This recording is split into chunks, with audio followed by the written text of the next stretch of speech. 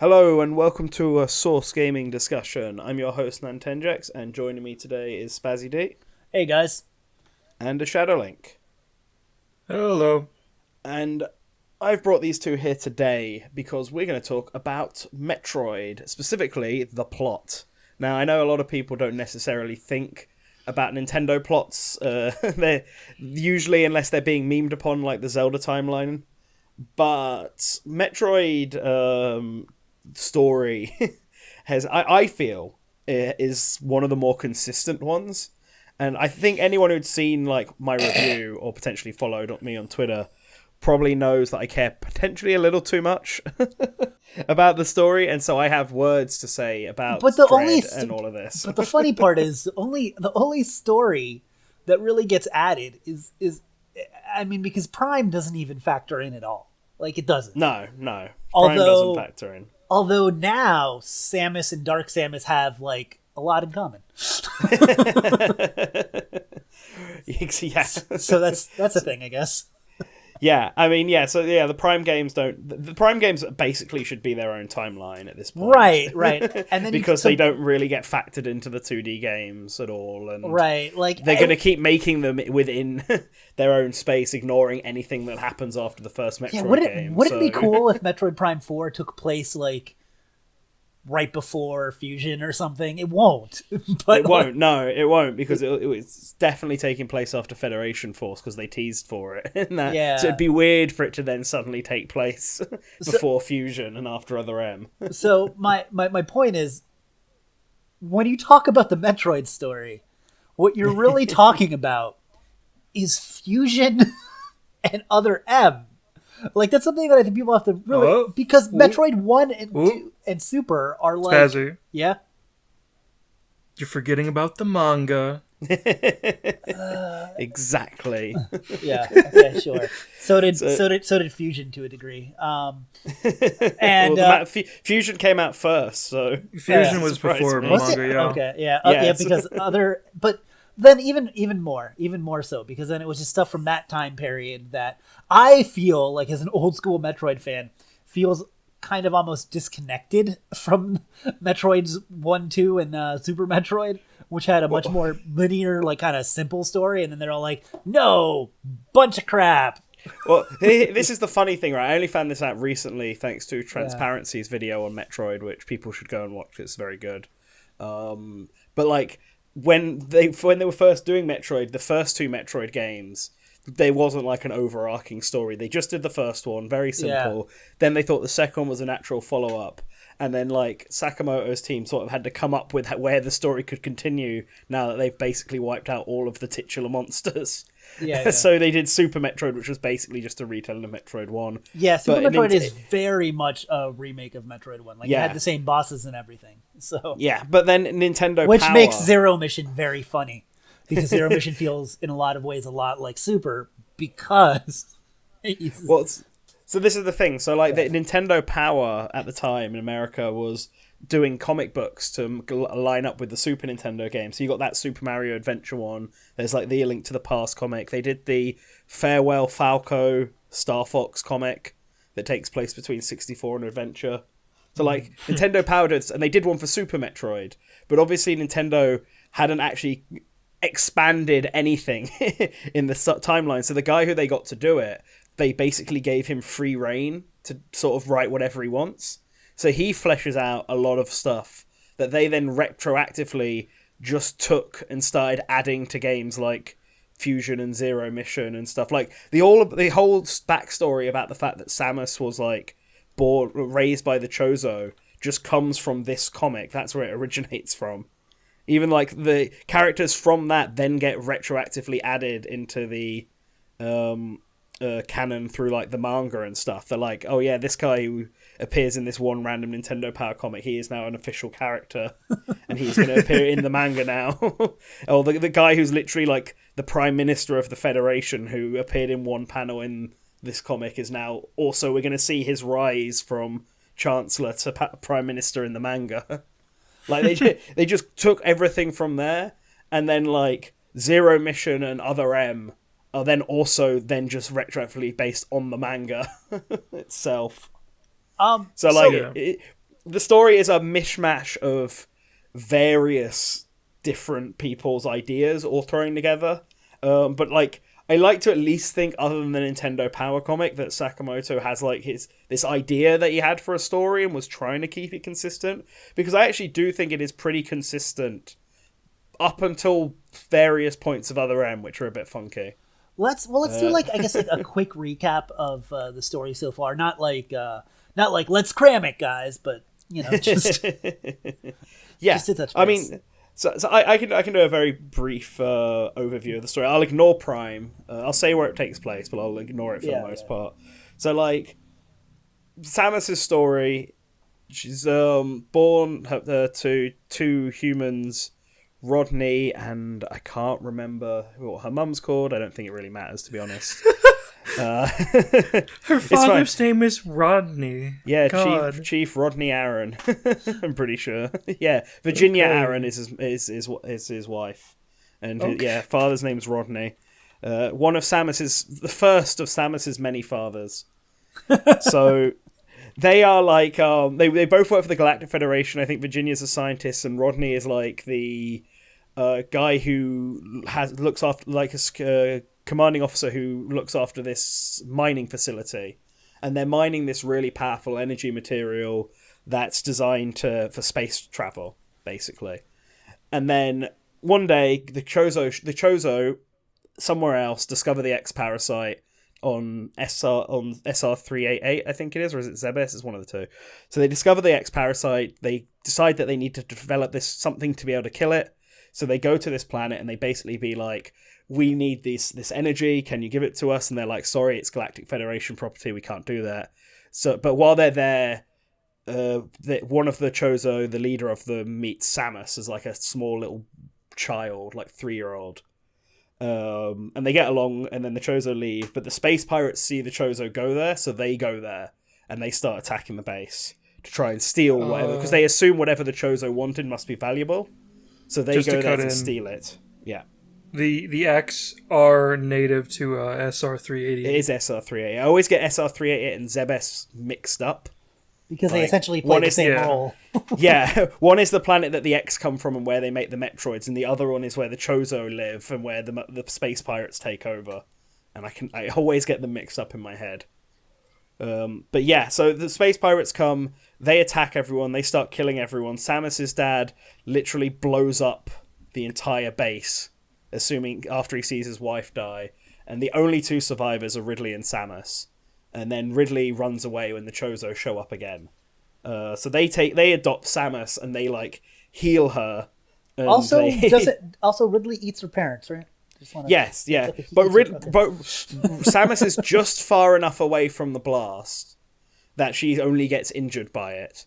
But Ridley was like in the center of it, and he just survives because he's the strongest thing there.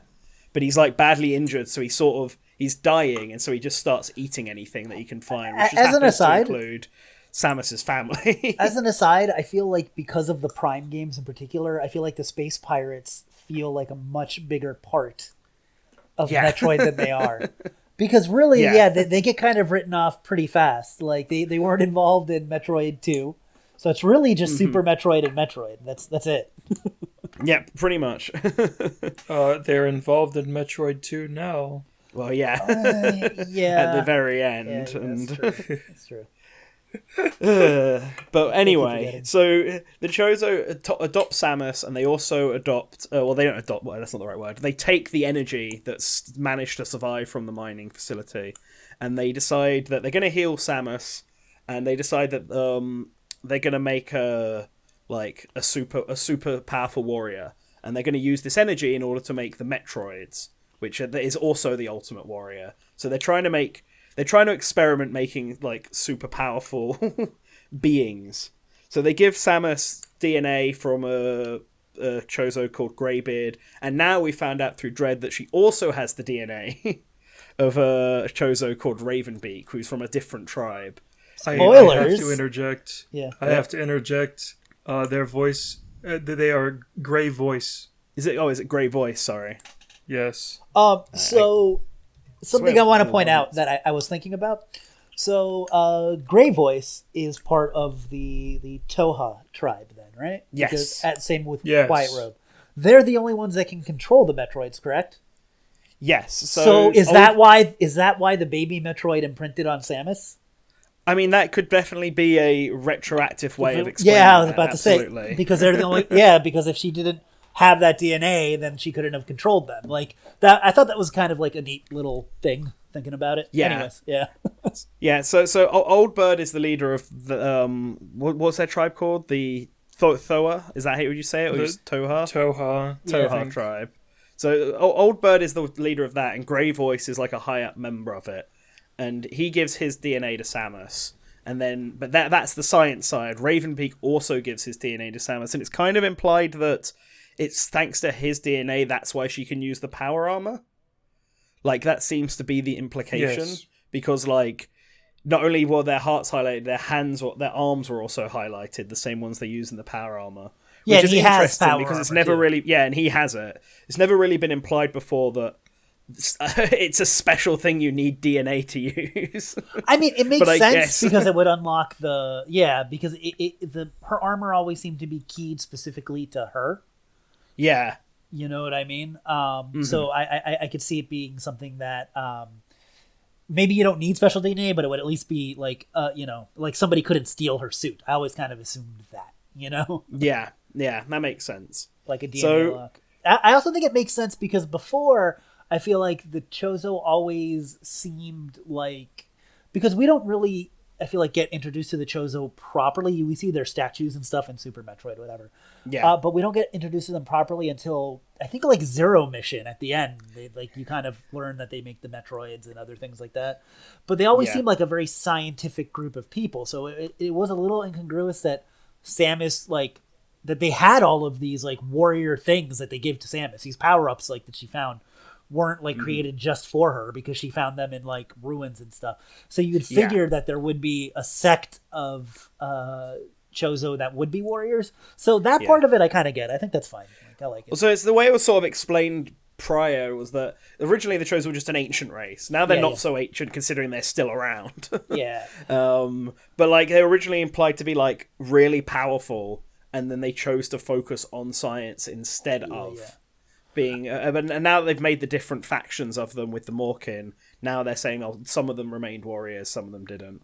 Some of them stayed as scientists. Yeah, I feel like like in the Old Republic and stuff, you see races like that too. Like that used to be galactic powerhouses, and stuff happened to them, and you find out one of the things that happened to them here, and they kind of lost their place in the galaxy and refocus themselves, but they still exist. Like I don't know. I think we're gonna get to it because I know one of your big issues people can see on the review here is that this didn't really follow up on a lot of the story beats from the later games, but my favorite part of Metroid always kind of was, as far as lore wise, is the Chozo lore. So that's why I think I kind of like this, even if some of the choices are kind of wonky. But yeah, I do agree. I think the Chozo part is really interesting, and there are some things. I had a conversation with Taco, who's also a good YouTuber. Link to him in the description.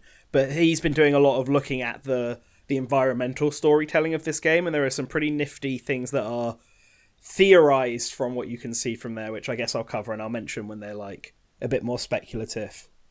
But going from so that they make Samus, right, and they make the Metroids, and the way it's done is through the Morkin tribe, who are acting like the bodyguards, the Toa tribe, who are like the scientists making the Metroids and doing the experiments on Samus to make her stronger, and they've got control. And then Mother Brain, who is like the Aurora unit, which are like these organic computers that the Kozo made, and Mother Brain is like the central AI, basically overlooking the entire project.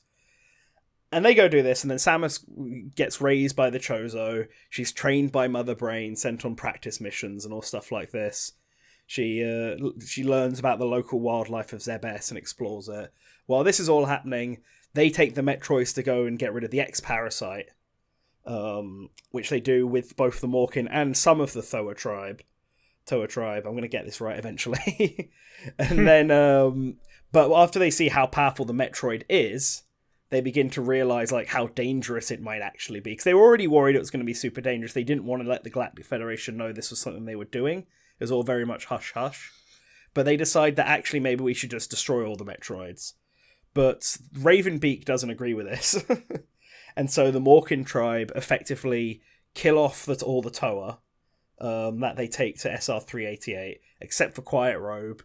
And they seal all the Metroids away. So the Toa seal all the Metroids underground, plan on blowing the planet up. Ravenbeak stops them from doing that. But I guess he seemingly can't access the Metroids, or maybe he plans to do it later. It's not really explained why he didn't just take them then and there. But he goes back with all of his tribe to their own planet, which is ZDR. But one of his tribe turns out to be an ex-parasite in disguise. And begins basically keeping Ravenbeak occupied for the next however many years that it is, like the next 10 years of the game's lore. But this is where some of the environmental storytelling from Dread comes in. There are a few hieroglyphics and stuff in the background that might imply that Ravenbeak and Mother Brain were working together on it, and that Ravenbeak might have actually been the one sort of from a distance pulling the strings, yeah, in charge of the space pirates. Yeah, like it was Ravenbeak all along. Because there are like hieroglyphics of Ravenbeak and what appears to be Mother Brain basically subjugating the Zebesians, which are one of the space pirates races. The ones that look like crab people. Yeah, they look like I thought they looked more like praying mantises, but yeah, I get what you're saying. Yeah, so like that's currently, it's obviously not confirmed, that one, but it would tie Ravenbeak more into the overall plot because him and Mother Brain share the same belief that the Metroid shouldn't be destroyed, and that they should be used. You're forgetting a key detail. Mm-hmm. Gray Voice also assists Mother Brain. I was going to get to this because this doesn't happen quite yet, because Mother Brain doesn't overthrow the Chozo until after Samus has already left.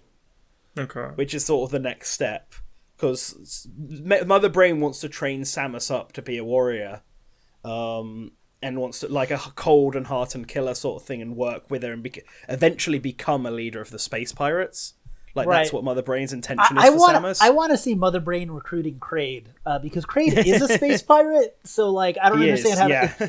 It's like, I kind of get it a little bit more with Ridley, but with Kraid, it's all like how do you... Does he go places with them? Does he just... Well, no, so like, this is something else that seems to be heavily implied. The Kraid that's in Metroid Dread isn't the same Kraid that's in Super Metroid and the first Metroid game.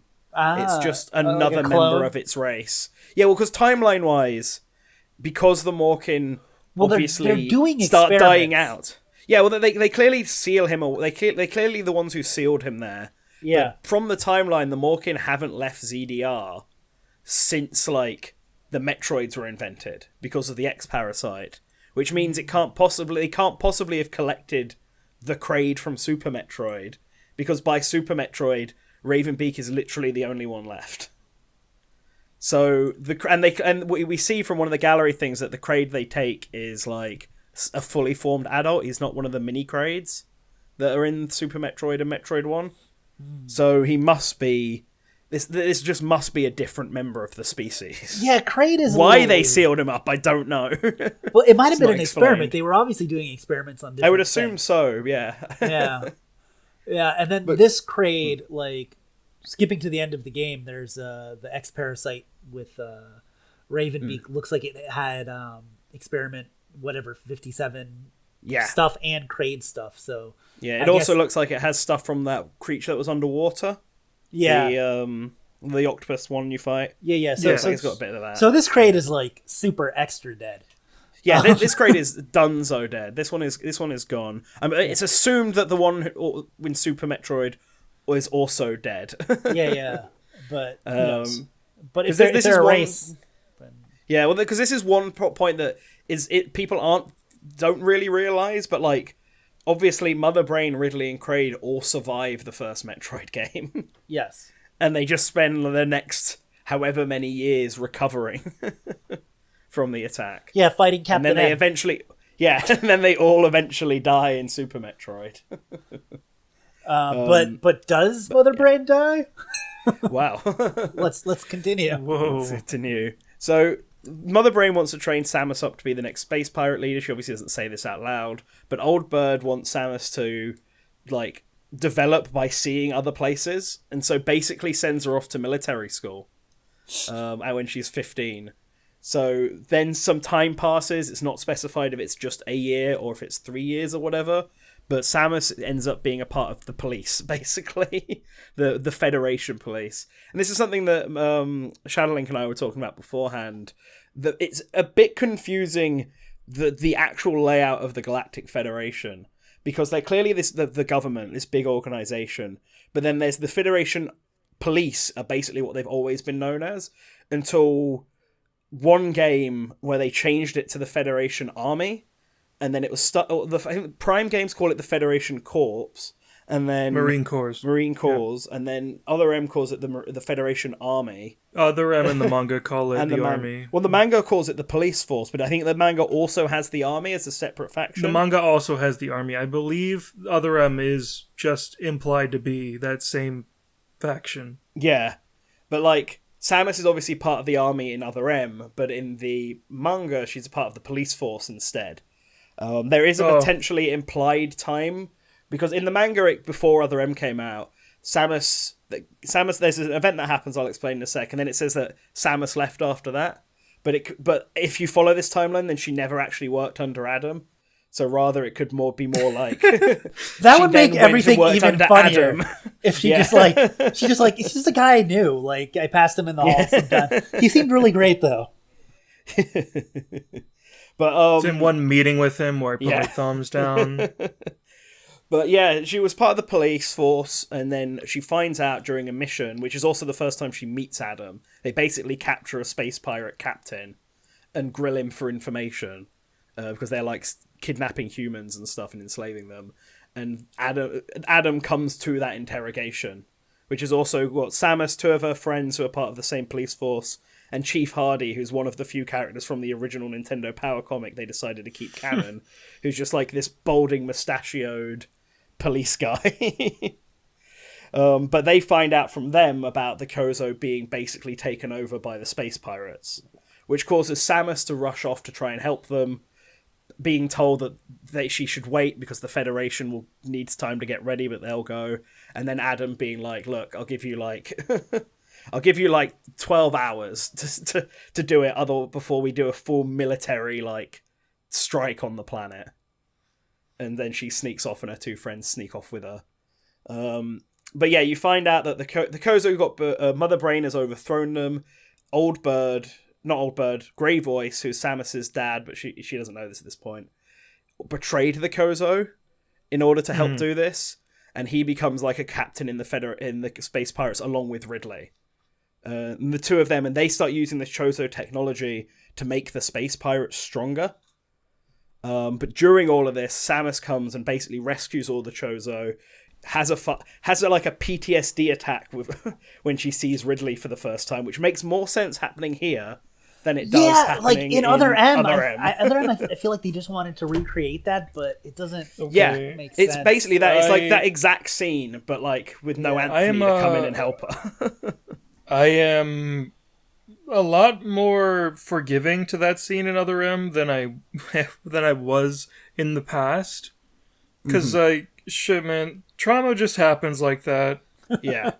I mean, so, like, the way I've always justified it in Other M is that this is the first time she sees Ridley after he's actually been killed, finally. Yeah. Like, every other time she has seen Ridley, he has been alive and she knows he's alive. But now she knows that she killed him. So the fact that he just comes back again when she thinks she's finally rid of him. One of my favorite Samus scenes is not from any Metroid game. It's from the Ridley trailer for Smash, where she just has that little look, that little like sigh, and I'm like, yeah, I get it, Samus. It's you again. Yeah. But yes, Samus ends up rescuing all the Chozo. Grey Voice turns out to be like a double agent. Like, he pretended to portray the Chozo because he knew that he couldn't actually take on Mother Brain and the Space Pirates on his own. And then he basically, like, fights Ridley to help Samus escape. Yeah, let's talk about that for a moment, because he's using power armor. Yeah, he's which using throws power, a- but he a doesn't have a big power. wrench. He doesn't have an arm cannon. Like Yeah. the way I He's see a this is he's power using suit. the Kozo battle armor, which I guess is sort of the same ones that those guys with the spears use from the Morkan tribe. Ooh, man, let me tell But you. it's- I know there's a lot of asides here, but man, one thing in Metroid Dread is the boss fights were amazing, but they kept reusing those Chozo fights. They were starting. Oh, They God. did. There's But- a but- lot of them. Yeah, by the time you get to the gold one before you actually fight Ravenbeak, you're like, all right, this is not. I'm about to have a real boss fight. This is completely unnecessary. They're really easy as well. They're like Yeah. they're probably the easiest bosses in the game, which is kind of funny. Like the robot ones that run around Well, and shoot at you are more the- annoying. The ones that the easiest bosses in the game are clearly the little mini Aurora units. I don't remember what they're called. The cores Oh or yeah, whatever. yeah.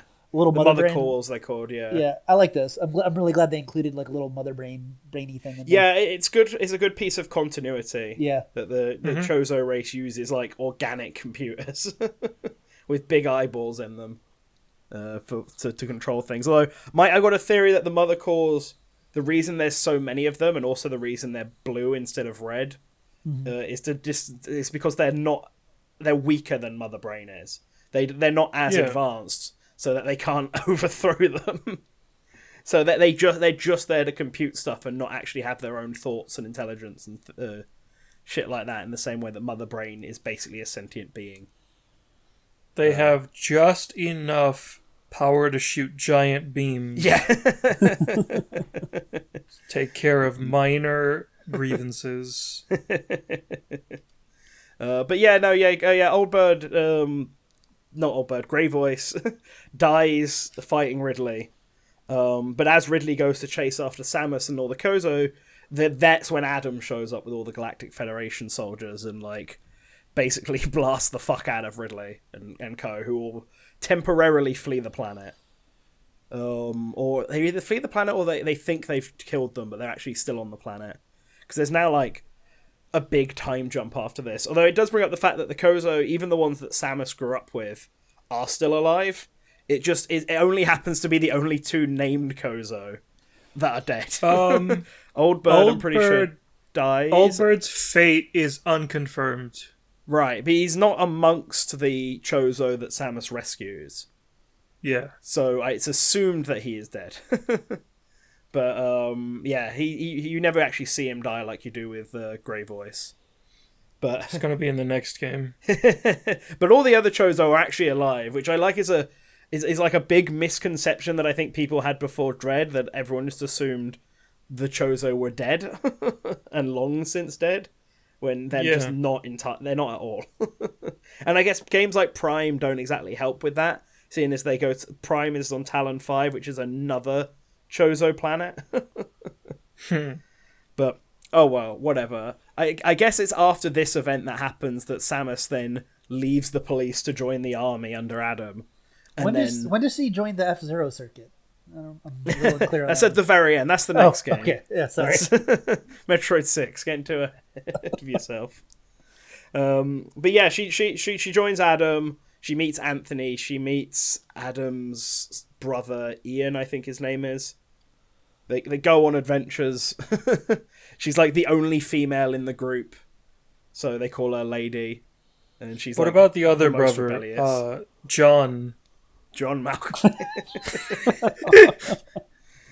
Yeah, he didn't join up in the army. Can we put that scene from Being John Malkovich where everybody is like John Malkovich? Just like can we insert that in here. just squeeze that in. Malkovich. But yeah, after Ian dies, which Samus wants to go rescue him, and Adam like says no, you can't. Samus leaves and like just decides that she doesn't want to be a part of the army anymore and just leaves and becomes a bounty hunter.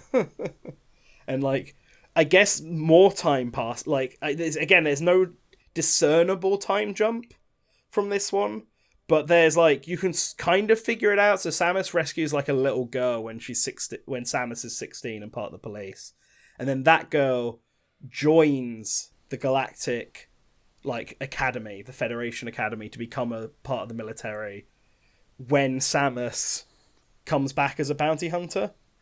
And I think they join when they're 15, so there's potentially like a 5-year time jump between Samus leaving and Samus and basically the events of Metroid 1. Like, the space pirates send a bomb to try and blow up the Prime Minister, and Samus manages to catch it out. And so committing your first genocide when you're 21. Yeah. So, well, Metroid 2 might happen a lot longer after, especially if Prime is part of the same timeline. And I believe this is also where the events of Astral Chain take place. I could be wrong. The grand Nintendo space universe. Nintendo Unified Universe theory. But that's just a theory. A really dumb theory.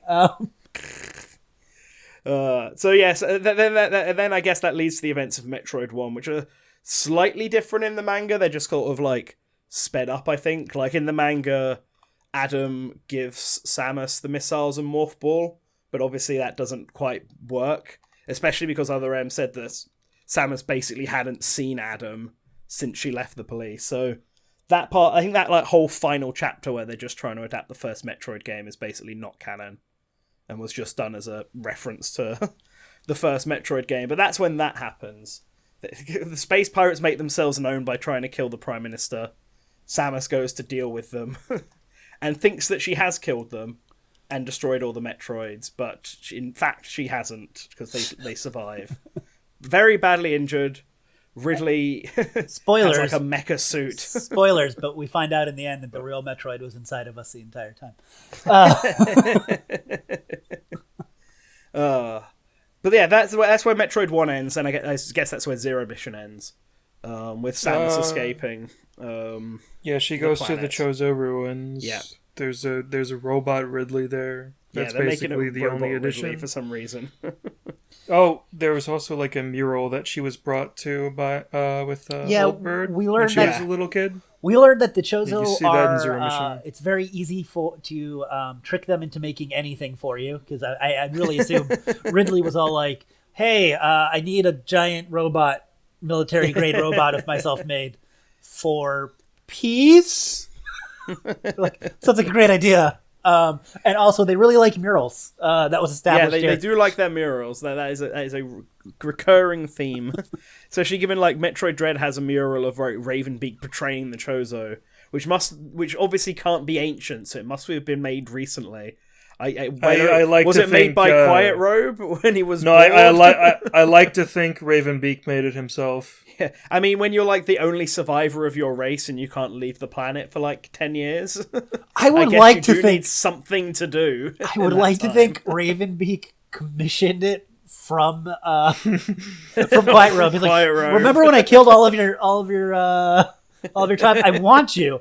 I mean, he's not going to say no. It feels like a Ravenbeak thing to do. Draw. I really enjoy throughout the game how quote unquote Adam is talking to you, and he's all like, but you stand no chance against Ravenbeak. That guy is way too tall and handsome. Yeah, I've seen that edited screen where it's just like, oh, and that really cool looking bird Chozo warrior who showed up. Yeah, you should just give up. He's so cool and handsome, and I don't think you'd ever be able to beat him. I love that one. Yeah, I was spoiled on that. So I was just like enjoying every single talk you have with Adam, where the game is completely like unsubtle about it. Like the very last one you have with Adam has the conversation end with, "It's time to face your destiny," and it's like, okay, yeah, all right then. All right. I mean, so I've got a mixed feelings on the whole computer twist thing, which I guess we may as well talk about here, because we just brought it up. Like, that's actually something I really wanted to happen in the story, because I thought it just made a lot of sense. You think you're talking to Adam throughout the whole game, plot twist, it turns out to be someone else. I kind of wanted that someone else to be Mother Brain, or like MB or something, like a reincarnation of Mother Brain. Yeah. But I feel like it wasn't used very well here, because I've always felt like the AI should be leading Samus into a trap, and like that would be the narrative payoff for it. But here they're just leading you to the final boss, which Samus was going to do regardless of the instructions given to her by Adam. Yeah, I like how you're tipped off if you really pay attention that he immediately stops calling her lady. I immediately noticed that because he calls her lady in the opening cutscene and the elevator trip down to the bottom of the planet. But then the second you start working from the computers, he no longer does it. Calls her Samus. I think he even calls us just the full Samus Aran in the very first conversation you have. Yeah. Before then just going to just Samus. So I was immediately tipped off that something was a bit fishy about it. Yeah. But I think it's well done because I'm not sure that Samus would have wanted to instigate with Ravenbeak. Yeah, she would have left the planet and destroyed it. Yeah, she would have just fucking left it and blown it up. Like that's her. That's her MO. Yeah, that's her MO. She's like, shit, something's on this planet that shouldn't be. Well, yeah, that's why I'm gonna assume all of the wildlife is fucked. So let's just go. I see some people say, why didn't the Galactic Federation just send Samus in the first place? And it's like, yeah, they sent the Emmy there because they wanted to research the X. They didn't want to blow them all the fuck up. Every single planet that woman goes to gets blown up. Every single structure she goes to, destroyed. It didn't used to be like this. It's only ever happened after the genocide was committed. Every game after genocide, either the space station or planet she's on have all just been obliterated by her. She's got a real taste for it in Metroid 2, and she just likes doing it now. She just likes it now. She doesn't know another way. Oh, she's old and jaded now. But yeah, that's where Metroid 1 ends, and then that's where the Prime games start, and I won't really talk much about the Prime games because they don't matter. The Prime games, their own timeline. The Prime games were inconsequential until they were proven to be canon. They tried to make reference to them in Metroid 2, but I think you can sort of just work... The reference to them in Metroid 2 Samus Returns doesn't make sense. Even like... Because even... this annoys me. So the reference is that like the Ridley's design in Samus Returns is meant to be somewhere between Meta Ridley and Metroid Prime and then his healed version in Super Metroid. But this doesn't make sense because Ridley's already fully healed by the time of Metroid Prime 3. So he wouldn't be in the armor again. But in Metroid Prime 4, he's going to be back in the armor. Well, he does get beaten up again in Metroid Prime 3. Yeah. So I guess he just goes back in the armor. That's just his thing. But at that point, you may as well just not take it as a reference to Metroid Prime and just be like, this is just Meta Ridley. Yeah, that's the thing, too. I feel like the fact that Metroid Prime exists makes the other M shit even funnier. Because, without Metroid Prime, it's all like, okay, like, she kind of got into a fight with him once, and then in Super Metroid, like, thought he was killed. So other M, it makes sense, but it doesn't when she's fought him in Prime 1, Prime 3, now Samus Returns, and then Super Metroid. Yeah. Oh yeah, and in Prime 4. Probably in Prime 4 and Prime Pinball, yeah. Okay, so then Metroid 2. Anyway. Yeah, so Metroid 2, the Federation...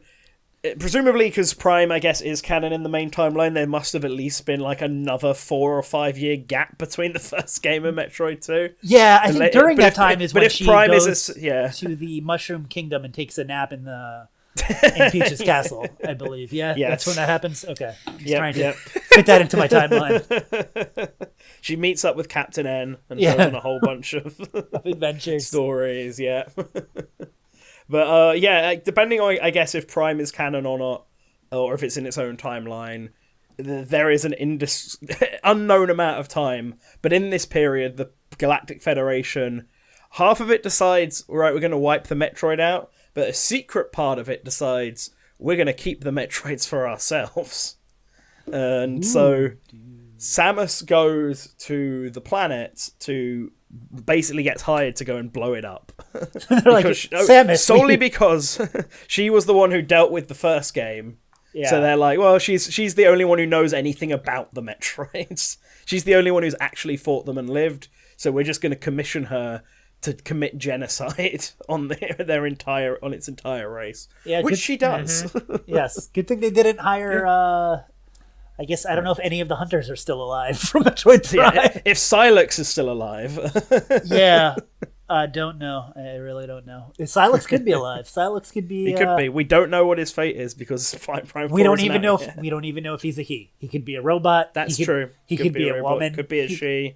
Could be Captain Falcon. I don't Not know. have a gender. It doesn't matter. Yeah. Silex is just Silex. Yes. But yeah, Samus Returns happens, kills all the Metroids except for the baby Metroid who baby? hatches and then like baby. attaches the baby. The baby. Samus adopts the baby, and then I think Because of her DNA from the. yeah. Yes. So I would say a retroactive like reframing of this scene is Samus like seeing the baby as herself after her entire like just civilization the was baby. wiped out in front of her eyes. oh wow, I'm the baby now. So It's me. so she takes pity on this thing and then takes it off to daycare. Yeah, which doesn't go well, and Samus Returns like actively ruins the ending of Metroid 2 by having Ridley show up. Yeah, it's supposed to Yeah, be like Ridley this shows quiet, up. try and almost take like the baby Metroid. it's supposed to be like this Yeah. quiet, like almost contemplative walk out where you're like, man, where's Yeah. this going to lead? And then also by So- introducing Ridley there, I feel like it makes the intro to Super Metroid like dumber. Yeah, it makes it dumber because you have to think like Yeah, okay, Samus... okay, so- you're right, go on. Here, let me spell this out for you. Okay, so end of Samus Returns. Ridley comes in, tries to steal baby Metroid. Fights off. Samus like sees him fly away. Thinks, okay, taking care of him for a while. Goes to drop off the baby Metroid at daycare. Thinks she's the best mom in the world. Leaves. Gets a phone call. Hey, that guy that you thought you took care of 2 days ago, he's here and he's killing all of us. Well, you don't LMAO. understand is that it wasn't conveyed very well because of the technical limitations of the 3DS. But when he's leaving, Ridley yells back, "That's it, you win. I'm never going to grab this Metroid. That's it. You win, Samus. Hands off." And she's all like, "Well, he's always been very upfront with me." So I assume he's telling the truth. He's very direct. Yeah. Yeah, he just went to go get changed, because he doesn't have the armor anymore by the time of Super Metroid. So he literally fought Samus and he just got healthier from the fight. Yeah. He now no longer needs the armor anymore. Man, that's like I don't dislike Samus Returns. I like a lot of the stuff that game did. There's a fan made Metroid 2 remake, which we're not going to talk about, which I think does things better than that game. Even though I would definitely put Dread above that remake. I think Dread is fantastic. But man, like I understand that they wanted to seed something for this game, but they didn't need Ridley for that, and they wanted to have a dynamic fight at the end of the game. But there's other ways to do that. You could have done a different phase with the Metroid Queen. You could have done a lot of things, but like it's just Yeah. because it was Ridley, I guess. They could have had a Metroid reference to the 2. X, where something attacks that is actually an X parasite in disguise. That- And the baby Metroid There is like kills it before.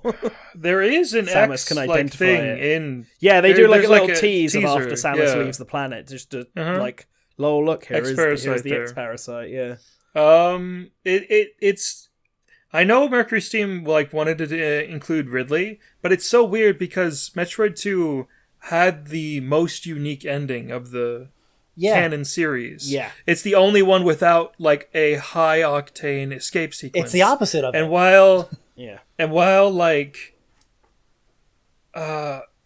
like fighting Ridley isn't like, oh, you're trying to escape on a timer, it's still like there's no peace and quiet with the baby Yeah. Metroid anymore. Yeah. Because they also made it so that There's you can go enemies. back and explore the entire planet. Yeah, with the with baby, the baby you have Metroid to 2. get 100%, which is just Uh-huh, silly. Yeah. I really didn't like the ending of of Samus Returns. Yeah. It just annoys me because the only reason Ridley is there is purely to surprise players because he wouldn't have been. He obviously wasn't there before. The consequences to the game and story what if it was damned. What if it was Kraid with a I hate jetpack, like a giant jetpack? I mean, that would be better. That would have been badass. Mini Kraid I rolls don't know up with a about you. jetpack. no, a full-size Kraid with a jetpack, just like. I like to think it's not a jetpack. It's like what King K. Rool has in Smash, the backpack with the Yes. helicopter propeller. That's what he just Mini flies Kraid- in with. like big old Kraid in the background, swiping at you like that stage in Melee. Exactly. But yeah, there's events of Samus Returns happens, and then they're immediately followed by the events of Super Metroid, which is basically just a retelling of Metroid 1, where you find out all the space pirates have been secretly hiding on Zebes and healing themselves while waiting for Samus to come back. To start cloning the Metroids. They all die again, including the baby this time. You would think that after commissioning Samus to take out Planet Zebes, that they would check to make sure they're not still on Planet Zebes. Well, those guys are definitely dead. No need to check for any bodies. Yeah, they should have just. Yeah. Super Metroid We'll probably. just leave. We'll just let the planet stay as is, uninhabited, for the next 10 years. Don't worry, fella. Yeah, don't worry. There was one guy, he said, "Oh, we're not going to do anything anymore." Guy seemed very trustworthy. I'm going to go. Ridley with a mustache. Yeah, so Super Metroid happens, all the baby Metroid dies, but so does Mother Brain and Ridley this time, and Kraid this time. Does the whole planet actually blow up in Super Metroid? I'm trying to remember. Yes, and it's very does, hilarious because there's a little spaceship that has like 5 animals on it, and we're like, Yeah. hooray! They leave. So Samus like completely blows up the whole planet. I don't know if she does it intentionally. In Super or if Metroid, it's just, no. It's just Mother Brain setting off. Mother Brain's the one that destroys the planet because she wants to. Because she's really Yeah. petty. Like, literally, that's what it is. Like, she's defeated, so the planet starts exploding. Yeah. Although at some point, I guess there must be like debris floating around. Because we find out that the Galactic Federation basically scoops up DNA chunks of the space pirates and Ridley and Mother Brain specifically. Because in Other M, there's like a secret cloning project going on. And in this like secret cloning project, they're remaking Ridley and the Zebasians, and they even like remake Mother Brain, but put her into a human body instead. I think the concept of Mother Brain as like if they really went and made Mother Brain like a cyborg, but not even like a cyborg, like an android, like a Blade Runner replicant style of being that was able to physically match Samus, but also just kind of had this human form and was able to move undetected. I think that would be a great antagonist for Metroid. Like, I think that's such a smart idea. That's actually what I wanted the antagonist of Metroid Dread to be, because it feels like a more natural conclusion to the Metroid the arc. overall storyline. Right, just Because how Mother Brain's like the first villain. exactly, just the how one who Rise of Skywalker raised was a Samus. natural conclusion to the sky because it brought Palpatine back and he was the first. I can't even pretend to say that. I'm sorry. Yeah. So like we get to Other M, right? And Other M is set immediately after Super Metroid. Samus is feeling pretty shit because the baby that she adopted for like 2 days is dead. Yeah, like it had a really big impact on her. Like she. Yeah. I think- she is the baby. She sees herself as the baby. So And here's she something. died. Here's something. Like, so the events of Metroid 2, right? Yeah.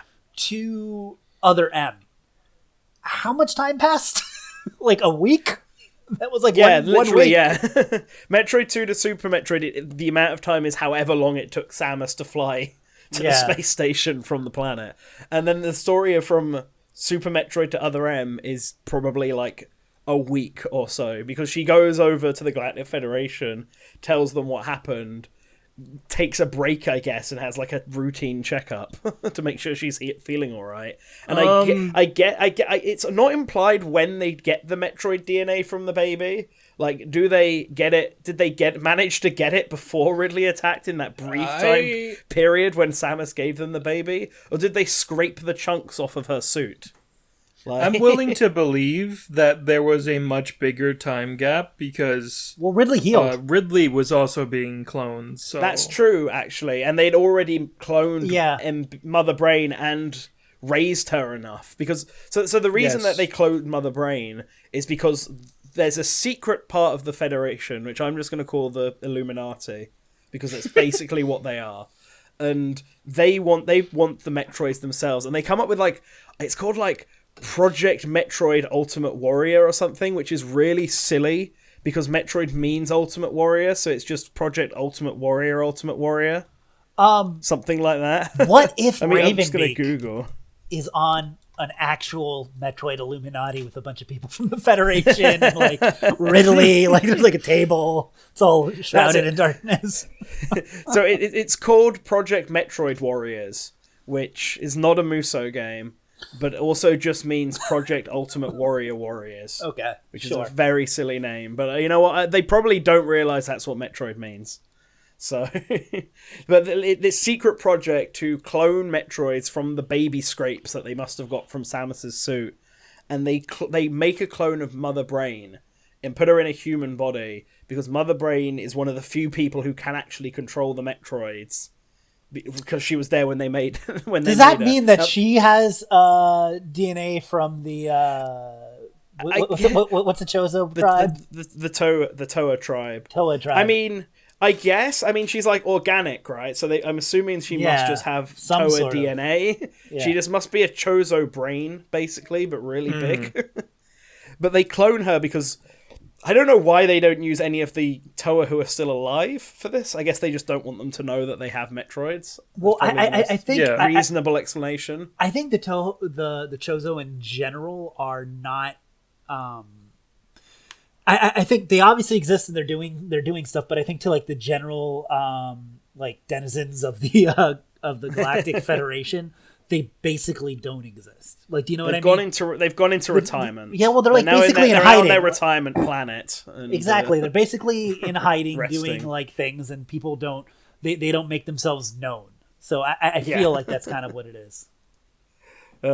So they clone Mother Brain in an attempt to remake have someone who can control the Metroids, and they raise Mother Brain as if she's an actual person in the hopes that I guess she'll be loyal to the Galactic Federation and not betray them like Mother Brain betrayed the Chozo, the Chozo, blah blah blah blah blah.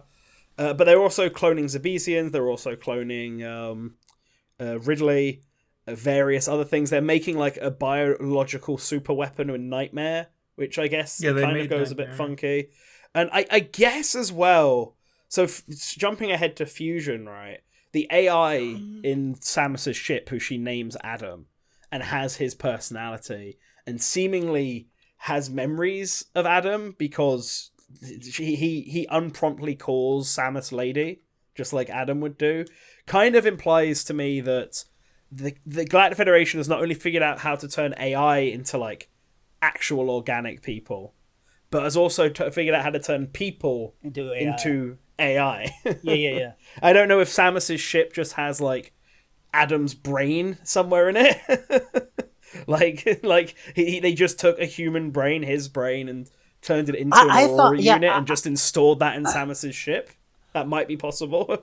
I thought they just that Adam would be I thought Adam would sound like Adam, not like a robot voice like he does in Dread, but I mean that's fine. Yeah. It's the Tomodachi Life me of Adam. Yeah. I'm not a big fan of his voice in Metroid Dread. Yeah, me although considering most of the game it's actually Ravenbeak over a digitizer.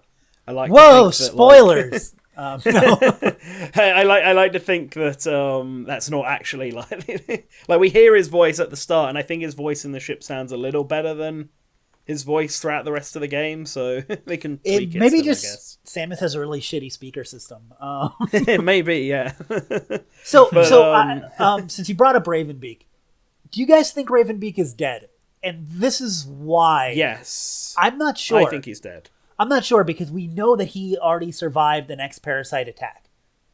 Before. Well, no, he got out of the don't know. planet. No. He was never been hit by the X parasite. Right, but he knows before that we know of. However, we do know that he's very proficient in cloning. He talks about it at the end. He does, yeah. He does talk. He's like, we don't need you, Samus. We can clone you. Yeah, so number one. Number two, he understands the danger of the X parasite and of what's going on this planet. I mean, he's cocky, but he understands. And three, within this, we're going to talk about it now in Other M with Ridley. A lot of creatures have cellular memory here. So that if you clone them, they already know what's going on, number one. And if there is no cellular memory, we know that a creature's consciousness can be stored as an AI. This is true. There's one boss that you haven't mentioned that I just remembered. Mm-hmm. Phantoon is also in Other M. Yeah. I just went to the wiki Ghost. to confirm that it was Phantoon. Yeah. And I like this first sentence. Phantoon returns as the true final boss of Metroid Other M. No explanation is given for its reappearance. He's just a ghost. Yeah. A spooky alien ghost. I assume he haunts abandoned ships. I assume the only cloned. reason he is there is... I don't even know if he was cloned, because the only times he's ever appeared have been on abandoned spaceships. So that just So might I be his just thing. assume it's some weird-ass ghost alien thing that just haunts like abandoned ships and turns them into ghost spaceships. By the way, isn't it crazy just- that Phantoon came back before Kraid? Yeah, I know. Weird. But I feel like with everything that I just said, there's like a million ways they can come about with like Ravenbeak's not really dead. Yeah, I mean, yeah, that, to be fair, that is very true. They could easily just like come up with some sort of he's been cloned, this has happened, this Or the has one you happened. killed was a clone. Yeah. He didn't even send himself to that planet. He had a clone. Because once you start introducing cloning, it's actually not too bad for a video game because everything takes a backseat to gameplay. But from a narrative sense, once you start like cloning is almost like time travel. Once you start doing that, you're all like, whatever, nothing matters. Mm-hmm. Yeah. So anyway, Other M, I guess, enough time passes that they are cloning people and also manage to make a human clone of Mother Brain that can bond with Madeline and think it's real, think that she's a real person and all of this bullshit. But what eventually happens is that MB, who has Mother Brain's personality and so is quick to anger and sort of looks down on people, I guess she realizes that she's an android, or she thinks she's superior to all the humans or whatever. Other than Madeline, who's the only one she spares, because she sort of sees Madeline as a mother. Like, there's a lot of mother analogies in Other M, which itself is an anagram of mother. It's not very subtle with the theme, the theming this game. But she ends up basically killing everyone on the ship and becoming its new leader. And decides, like, it basically controls all the Metroids. I guess she begins the process of cloning Ridley, because when you see Ridley in the game, he's still in his baby form, which means he must have been reborn, like, very, very recently. I really wonder, like, the life stages of Pokemon Ridley, like, how did that happen? Like, it's very quick. There's so many story ideas in Other M. Like, Other M has some actually really interesting stuff that I hope they continue one day. But it also has just like some bizarre choices.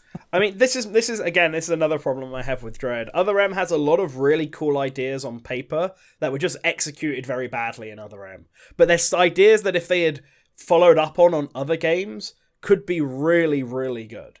Like, MB, it's herself being, like, an actual human character implies that she could actually also then be, like, an actual rival sort of character to Samus and get her own sort of power armor and stuff like that. Maybe not necessarily based on Samus, although an idea I've had recently is that if they could clone Samus, that means they could in theory, make warriors who are just identical to Samus who can also use power armor. And if they can, like, do AI brain shenanigans like they seem to be able to, they could just resurrect Mother Brain, but put her in Samus's body, I guess. So Samus would have a third copy of herself running around. It is interesting you mentioned that, because MB does look quite a lot like Samus. Yeah, I don't know if that's just anime blonde style or not, but she does, like, she's very similar in height to Samus, although Samus is noticeably smaller in Other M. I wouldn't like to see her get power games. armor. Like I said, I feel like it'd be more interesting if she actually was just like, crazy android with crazy android stuff going on. Well, one idea that I thought I had ages ago and I thought was really fun was, how a lot of Metroid is based on the Alien franchise? Right. Yes. Like, wouldn't the perfect, like, rival to Samus be based on Predator then instead? And, like, if you had, like, Mother Brain in, like, a Predator-themed power suit or whatever, that would just be a perfect way to tie it in.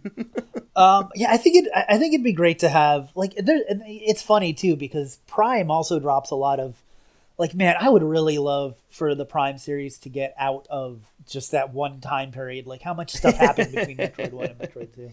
And it doesn't feel like it's affecting anything.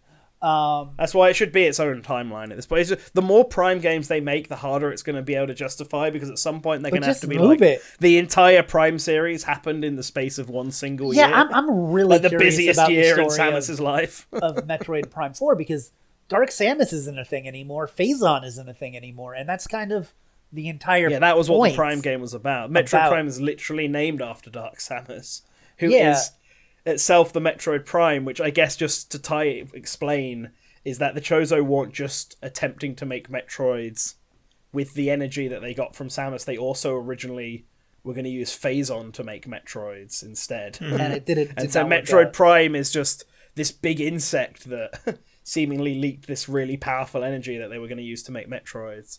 But they didn't manage to make successful Metroids from it. But I guess the Metroid Prime, they still called this insect Metroid Prime, I guess. But yeah, it's I don't know, it's a little bizarre. Yeah. Metroid, but there's so many characters from Other M and from Metroid Prime that I'd like to see. And then like Dread didn't use anything. Dread just kind of went with its own thing. But so we're almost there though. We're almost there. Yeah. So Samus gets called onto the bottle ship because she hears a baby cry, and all this very not subtle messaging in that game is very bad. But she reunites with Adam and the 7th Platoon, who she used to be with when she was part of the army. Gets to meet Remember Me guy again. Anthony, best character from that game, easily. He's another character that they should actually bring back and do something with. Oh, they should. Like, he's the only survivor of, spoilers for what I was going to say in a few minutes, but he's the only survivor of that entire squadron in Other M. Mm-hmm. Like, and it feels like he's set up to replace Adam as the next, like, commanding officer, and then if potentially in the next Metroid game now, because of what happens in Dread and what happens in Fusion, he could be sent to go and, like, try and stop Samus, and it's like this sort of weird moral thing where Samus is his friend, but he's also got his duty as a Federation officer. I think that would be a good way to bring him back into the mold, personally. I think you're viewing the framing of the Federation quite wrong here. Well, no. So I've got some more. I've got let's better get through reason Fusion to explain this now. Which we'll do after Dread. But so Other M, Samus finds out that the Federation is cloning Metroids. Adam explains that it's not the Federation itself, but this secret shady organization, the Illuminati, behind the scenes, and he doesn't agree with it. The Illuminati hid a traitor within Adam's ranks, with the intention of wiping out Adam's crew in case they discover the Metroids, because they don't want anyone to know about it, which Samus calls the Deleter, which is a dumb name, and it doesn't matter because he just dies off screen. He dies trying to take out MB, which is the stupidest thing he could have done. Wow, really Other is. M is trending right now on Twitter. That's weird. Like, literally right now, I opened my Twitter. bizarre. No, man, talking about how there's these three fucking idiots like talking about Other M in a Discord call. No, I'm gonna Someone's stop. mentioning Other M. Somebody stop them. But Adam kills himself in the dumbest way possible, detaching the Metroids from the ship and blowing them up for a safe distance away. Important to note is that the Federation was making the Federation like trader unit was making the very, very smart move to make the Metroids resistant to the only thing that can kill them. Aside from pure, like, explosion energy. Apparently. Yeah, the best way to get rid of Metroids space is to destroy a planet. Yeah, that's... Yeah. You would think there'd be a way to, if they even made a function to detach a part of the ship, to detach it from the outside? Yeah, I know. The last Metroid is in captivity. Samus, let's blow up the planet just in case. Just in case. I get why they wanted to show Adam sacrificing himself, but I think the way it goes about is very silly. It also makes things from Metroid Fusion look very silly as well, because Samus discovers they've done it again. The Metroids, they're still making them on a different spaceship. And which means which retroactively makes Adam's death in Other M really stupid and meaningless because it didn't solve the problem. But whatever, that's how they decided to portray it, and I hope that if they ever remake this game, they Do you know what that. the biggest improvement between Other M and Metroid Dread is? That when you see Samus's face in Other M, it looks stupid. And when you see it in Dread, it looks fine. And I think it's because they cover her nose and mouth with like a piece of the mask. Yeah. I don't know why. It's just like a random thing I noticed. Other M just does a few other weird things. Like the power armor is sort of implied to be this thing that Samus can just like form into, almost like she's got some sort of power watch that she just presses. Yeah, she's got like she's got a magical girl transformation. I get it. Yeah, but then like Fusion, it's just like armor she can take off because they just remove it from her body like it's any old thing, and then that's what gets infected by the X parasite. So like, and that actually leads. I guess we'll talk about that to the ending of Dread when we're talking about her armor and how it works, because it's a little weird. Yeah, because that also gets a bit weird. But yeah, Other M sort of ends with MB being revealed to be the main villain, trying to control use her powers to control everything. But then Samus, no, it's not even Samus that gets the kill on MB. Samus like freezes her, I think, and then the Galactic Federation kick the door down and just gun her down.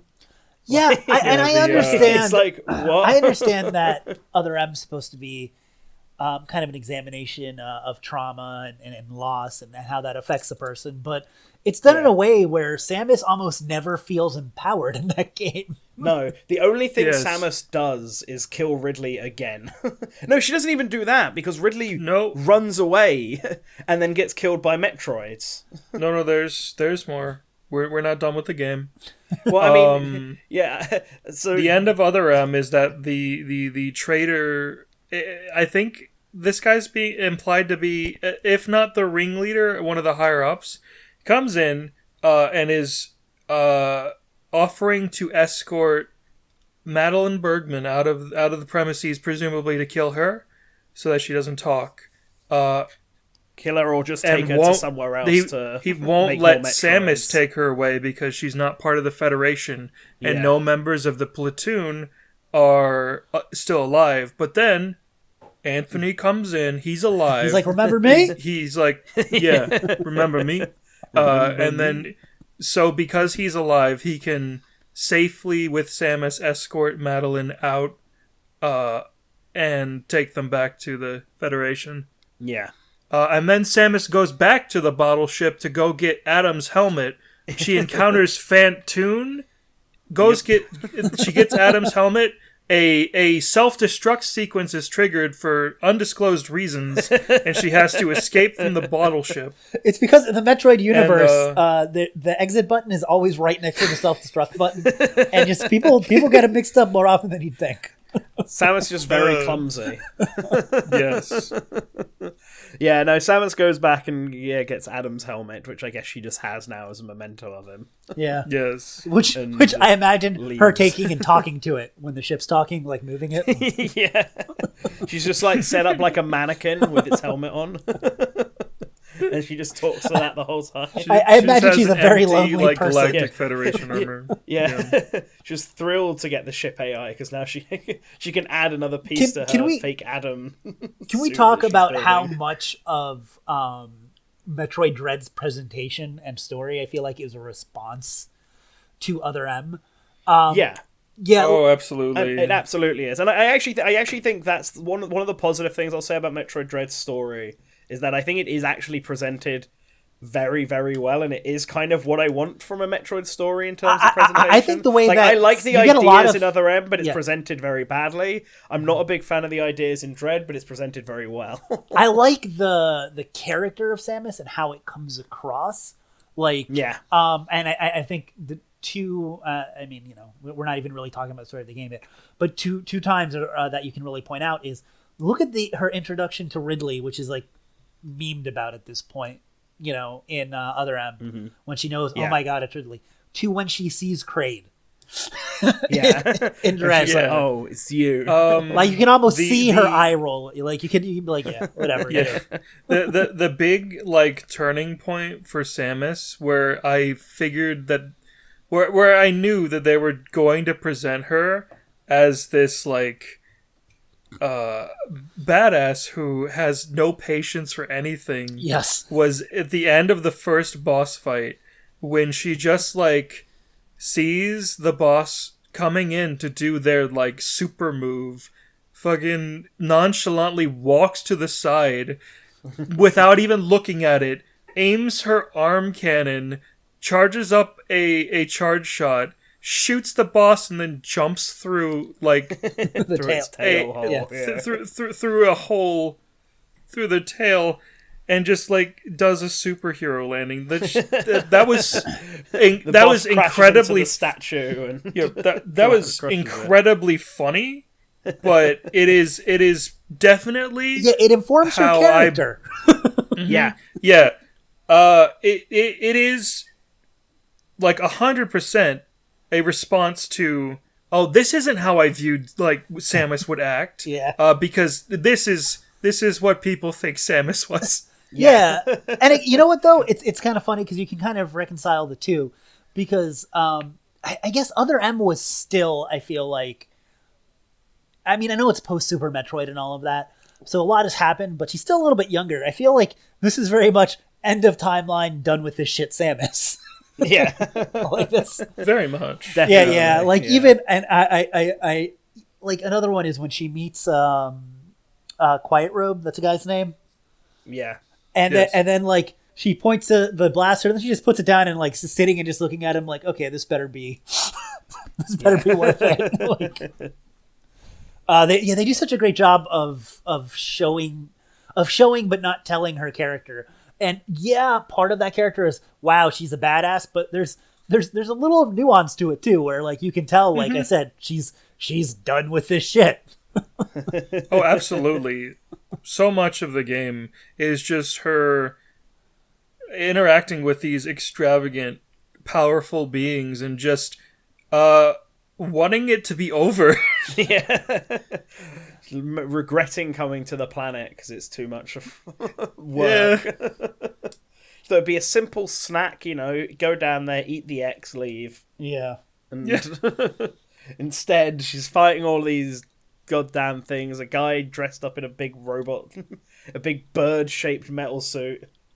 Just not having a good day.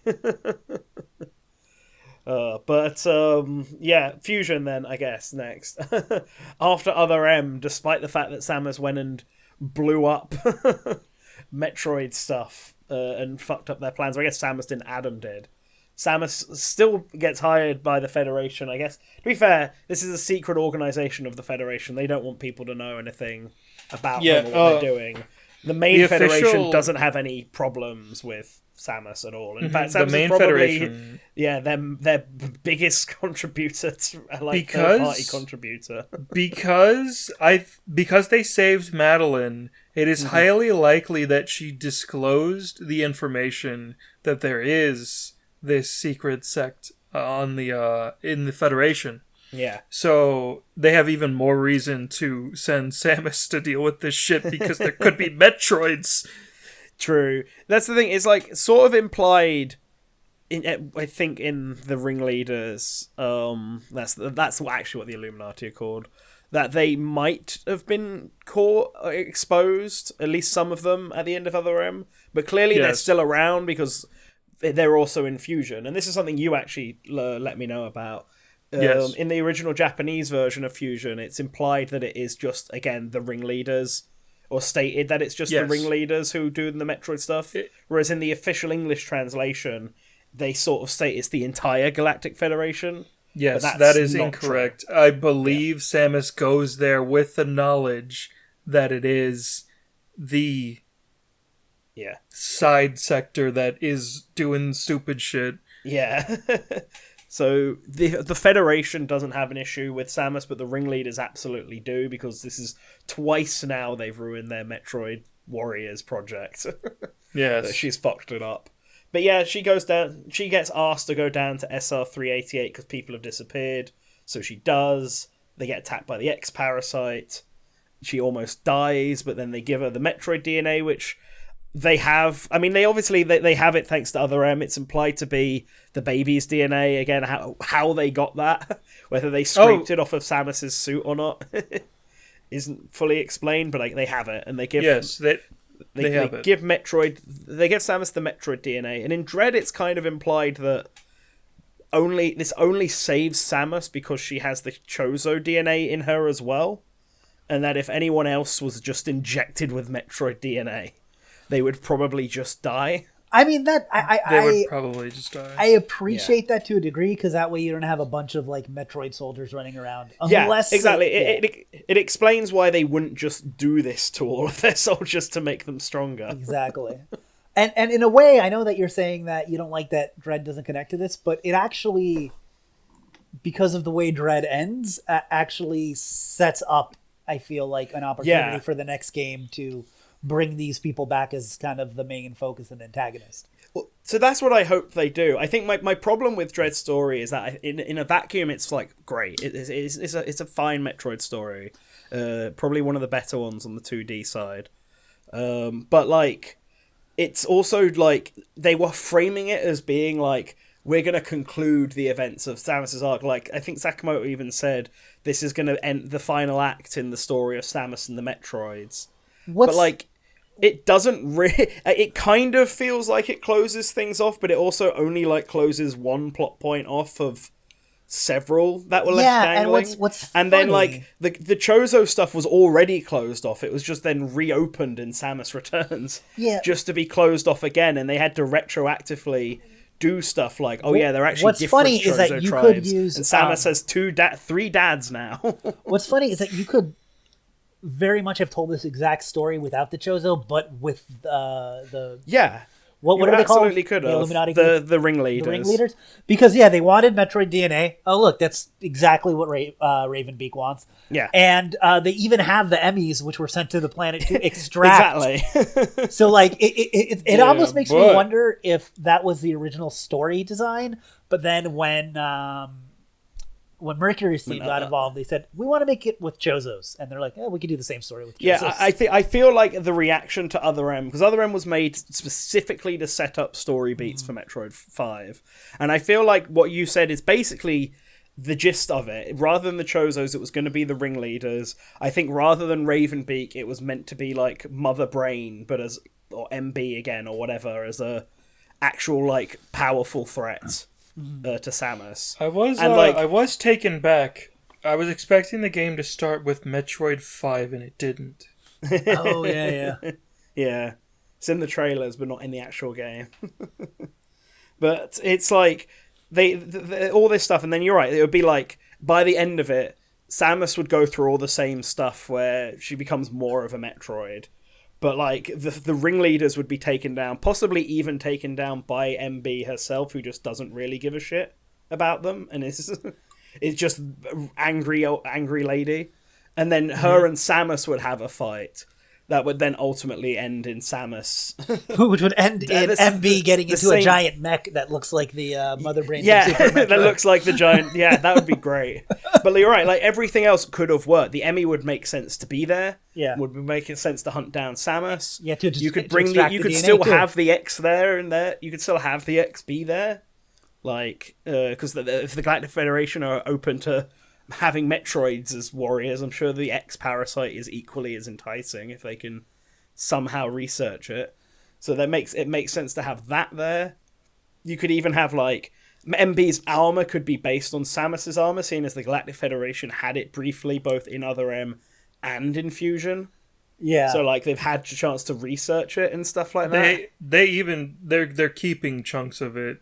Yeah, as of Fusion 2. Yeah, because in Fusion, obviously Samus gets attacked. Did we go over Fusion? Do you want to just? No, we sort of just jumped from the opening to it. Okay, well, I mean, let's do that real quick since it's the remainder of Samus's suit after it's taken off of her, surgically removed for her, gets taken over by an X parasite. Yeah, because it's like Samus gets attacked by the X. They have to surgically... The X seemingly fuses her suit to her body, which, again, is like, is this suit a magical girl transformation? Is it an actual suit she can take on and off? Like, what is the implication on this? I believe it is something that she can just turn on and off, but the Federation doesn't know how to do it. Right. Like Tony Stark nanotech stuff. Yeah. Now you have armor on, you don't. Yeah, because they like... Although the games are also pretty inconsistent about this, because it's implied that parts of Samus's suits are now permanently stuck to her body, like they couldn't remove all of it. Yet when Samus still dies and in ending scenes, she can clearly take the whole armor off again. And, like, the Zero suit doesn't just have pieces of armor maybe it's more that to it. Maybe like it's more that the Federation doesn't have the technology the Chozo does, so they don't know how to remove it. I mean, that is, potentially that is one way of going around it. Yeah. But yeah, they remove Samus's armor, but parts of the X-Parasite that was stuck to her armor instead of her have a bit of her DNA, because the X-Parasite takes the DNA of whatever it inhabits, eats it, and then becomes it. But it managed to get Samus's DNA, but because it didn't kill her... Which leads to DNA, one of the dumbest makes parts a Samus clone. of the ending of Dread, which we'll eventually get to. Yeah. I have a very important question for you guys. So, since Dark Samus is technically a Metroid... Yes. And the SAX is technically an X-Parasite, Dark Samus should be able to kick the shit out of out of SAX, right? If they fought... I think this is a very important question that people need to answer. I think so. The only thing is that the Phazon Metroids were sort of like failed versions. So they may not be able to avoid the... So while Dark Samus is officially is a Metroid, she's not the same type of that can Metroid absorb as the actual Metroids. Yeah. But we don't necessarily know, because the Phazon-based Metroid has never fought an X-Parasite. Oh, man. So we don't actually know. And they never will, because these two series never intersect. Two series that will not cross over. How cool would it have been if, like, that experiment was really like the Parasite Queen from Metroid Prime or something? Like, just why not, right? Would have been a way to tie it in. I feel like almost at this point they're a bit too worried about tying stuff in, because it will start to make things... like more confusing than it needs to be. I guess we'll see what Prime 4 does. I'm really excited, because we don't even really... I mean, we don't know anything about it. It's just that it's all we know about Prime 4 is that Silex is going to be in it, and presumably he's cloning Metroids because he stole one at the end of Federation. Because that's what everyone does. That's what everyone does. Yeah. But that's literally the only thing we know about. Well, all we know about the next Metroid game is somebody's going to be cloning Metroids and a planet's going to explode. To be fair, I don't know. Have any of the Prime planets exploded? Like, I don't think the first two planets, Prime 1 or Prime 2, they definitely didn't explode, because Samus gets this like celebratory clap as she leaves the planet from the like inhabitants that are still alive, unlike Talon 5 where everyone is already dead on it. But Metroid Prime 3, I noticed multiple planets, and I don't think any of them blow up. The Phazon Meteor does, but that's different. Yeah. Anyways, we'll off see. of Prime, Anyways, back to Fusion. Sorry. Yeah, My Fusion- apologies. Yes. Samus's ship also gets destroyed at the start of Fusion, hit by asteroids, blown up. Rip in peace ship. So she gets a new purple ship from the Federation, which has the AI in it, which turns out to be Adam's brain digitized or in there somewhere. And but it's also like the Adam ship is also clearly connected to the ringleaders because he clearly knew about the Metroids, and also he has that one secret conversation with someone. If you do that weird sequence breaking thing, you can have that secret message with a Federation official where they're talking about Samus not knowing the truth and stuff like this. Yeah, So he's clearly once again, connected. if you wanna tie Dread into this, like there's a really easy way, but anyways, yeah. Let's finish. Yeah. This. Yeah. So like so I guess the ringleaders gave Samus this ship as a way of keeping an eye on her. Yeah. Which I don't know if that's going to come back into things. But the Adam AI basically instructs her to find a way of killing the X while making sure she doesn't find the secret Metroids they're making there. And while also making sure that she doesn't they just wipe out the X. Don't worry about your power armor. Don't look behind that door. Just don't even go behind that door. Which Samus ultimately ignores and goes behind the door and sees all the Metroids. But this ship is designed better because this one doesn't have a detachable section to it. Instead, it just needs to be piloted into a planet instead of detached from the inside. So Samus ends up doing that, basically. She convinces the Adam AI by reminding it that it's Adam. You've missed a very important part of the Fusion plot. Have I? She saves the animals again. Oh yeah, she does save the animals again. The animals are there, they get rescued, they're on the ship. I guess she drops them off at some point between there and Dread. But also the Ridley corpse from Other M is here, and it gets infected by an X parasite, so you get X version of Ridley X. The Nightmare monster that was on the bottle ship. Ridley. Yeah. Yep. Which I guess that one makes sense, because Ridley, really, they shouldn't have any access to Ridley's body or his corpse, seeing as it got blown up along with the planet of ZS. I feel like of Super Metroid. I don't know. How do they have Ridley's DNA even? Didn't Ridley get torpedoed into lava? In which game? In, all of in them. Other M. Another M. No, Yeah. no, Other no. M. So what happens to Ridley in Other M is that you fight with Samus, injure him, and he runs away. And then later on, when you're running around when everything's falling apart, you see Ridley's corpse up against a wall, and he's been drained of all life. So it's implied that he escaped Samus's battle, but then ran into Metroids, and the Metroids killed him. Okay. And that's his corpse. And that corpse, along with the Nightmare monster and various other things, they just... The Galactic Federation just sort of pick up and move to another space station. Okay. And they put Ridley's body on ice because he's been basically dusted, so it's super fragile. So they freeze it so that it doesn't fall apart. But then it falls apart anyway when Samus encounters it. But the X-Parasite the X-Parasite absorbs his DNA and reincarnates as a form of Ridley, but she kills it. Fights the SAAX and gets her power armor back, destroys all the Metroids and escapes the thing and pilots it in there, fucking up the ringleader's plan for another time. She specifically pilots the BSL station into SR388, therefore destroying another planet that she has been to. SR388 is now destroyed. The thing that she just got this from the Chozo, I think, because that's what they wanted to do back when they first made the Metroids. They were just like, fuck it, let's blow up the planet. And it's only because Ravenbeak didn't want to do that. So that planet is still existed. Here's something. Where in the Alien franchise, I'm trying to think, was it revealed that the aliens were biological weapons? Was that not really talked about until Prometheus? I guess so, because I didn't know that was a thing.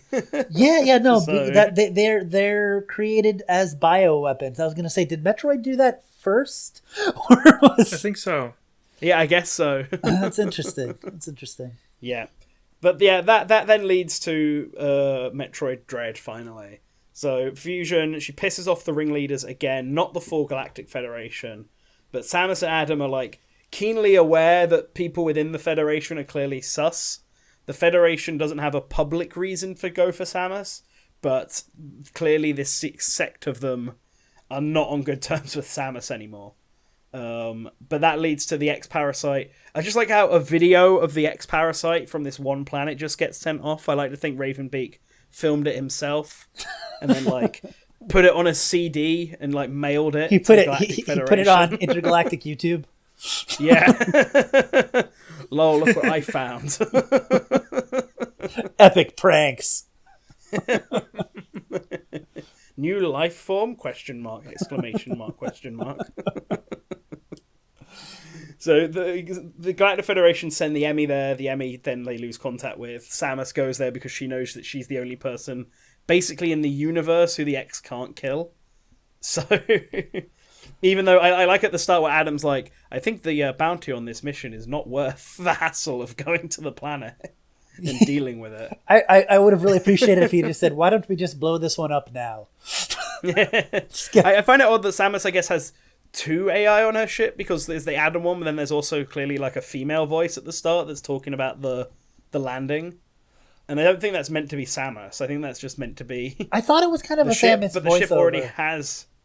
I wasn't sure if it was Samus. I don't know why Samus would be saying. I don't know. else. Maybe not. I don't remember. Like I said, I've only played this once, unlike you, so I don't Yeah, recall exactly. I mean, I don't think it's like this, because Samus does speak in this game. She has like 3 voice lines in total. Yeah. But like, I'm pretty I sure it's think not the it's- same voice. I Probably think it's not. meant to just be a mission briefing, whereas Yeah. Adam is just talking to her. Yeah, but like, Maybe it's a mission whatever. briefing from somebody in the Federation. I don't know. Yeah, but yes, Samus goes to the Maybe the it's- Chozo, maybe this it's new MB. Chozo planet. Yeah, runs into Ravenbeak, who had set all this up to trick her into coming here. I guess to extract Metroid DNA from her, but then when he realizes, well, I mean that raises the question of, A, how does he know? Like it's implied that after he sealed all the X away, he alone flew to SR-388 to try and get the Metroids, only to find out that they were all dead thanks to Samus.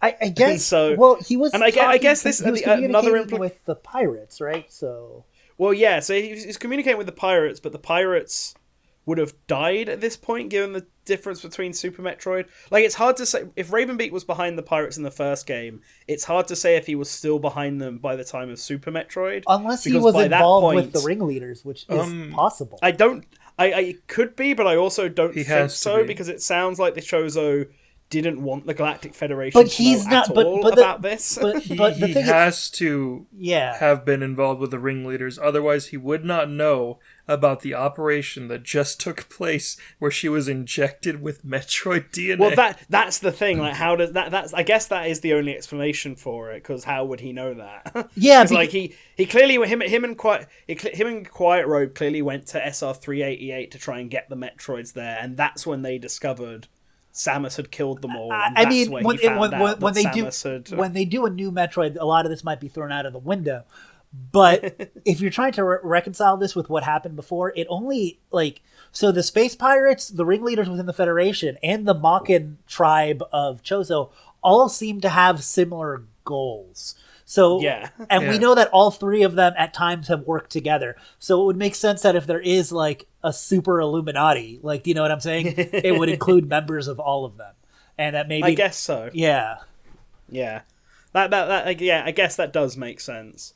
But yeah, they come back and they lure Samus over to the planet. They, I guess, attempt to kill her, and then take the Metroid DNA. But then Ravenbeak sees that the Metroid DNA is causing something to happen to her, so he decides to strip her of all her armor and then not kill her, and just see how this plays out.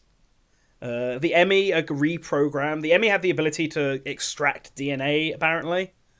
So They were sent there to investigate the X. yeah, And but the things they stick out of their faces are described as extractors, which would imply that when they're stabbing Samus, they're like extracting her and in turn the Metroid DNA from her and killing her. So it also makes me wonder if they were sent there for the X, was the plan to like, store the X and bring them back then? Well, was that the intention? Yes. Yeah, and then maybe they're not really there to extract the DNA. Maybe that's just the story that Ravenbeak was saying, and he always assumed that Samus would have to kind of unlock her Metroidness in order to not die. Like maybe he was really just trying to push her. No, the Emmys were sent there because of the X in the video. Yeah. No. I know that. I'm saying. Yeah, they were reprogrammed by Quiet Robe and Ravenbeak to target Samus instead. But like, I think Ravenbeak knew Samus had Metroid DNA, but he didn't know about the transformation until after they fought, because that's the reason why. But before that, bothers to encounter her and then leave her alive. Yeah. Okay. Like, so I think the Emmy stuff is because it's like true. Because before he said that, so... before that he even said, "Hey, we don't need to. You really shouldn't attack that attractive Chozo fellow." And then once she locked it, he said, "Maybe you should fight him." Yeah. So I think that'd be pretty badass. So the Toha tribe, right? Yeah. I think we're meant to believe that they were the majority of the Chozo, and they were kind of the. So it's implied that there's multiple tribes of Chozo. So there's the Chozo on Talon 5 at this point might just be a different tribe from the ones from the Toa tribe and the Morkan tribe, like entirely. Yes. The Toa tribe, the main thing they do is that they're scientists and they're the ones who made the Metroids. Right. Whereas the Morkan tribe are warriors. They went down the warrior class. Yeah, they sunk all of their skill points into the warrior tree. Yeah, yeah, they're just hired as the bodyguards for the Toa tribe because the Toa tribe are worried about both the X-Parasite and the other creatures there. It's implied that all the Chozo tribes, despite focusing on different proficiencies, are all still like helping each other and supporting each other. Except for the Toa that went crazy. Well, the Toa and Morkan are on good terms. Up until the Toa decide that they don't actually want the Metroids anymore. Can't wait for the next Metroid game. Can't wait for the next Metroid game where it's revealed Samus has a third Chozo father from a different tribe. Wow, Samus, how come Nintendo gives you so many daddies? Don't say it like that. I just like the genealogy where you've got Rodney and Virginia as the Samus, and then you just draw like two birds on the side. And then you connect them to Samus, and then you draw a line for the Metroid she adopted.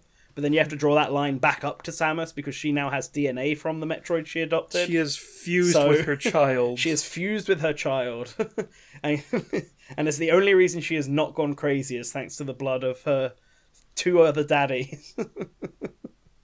Yeah. And then she gets all her look from her first dad and mom. Don't forget about her extra surrogate father. Yeah. So is the entire Toa tribe...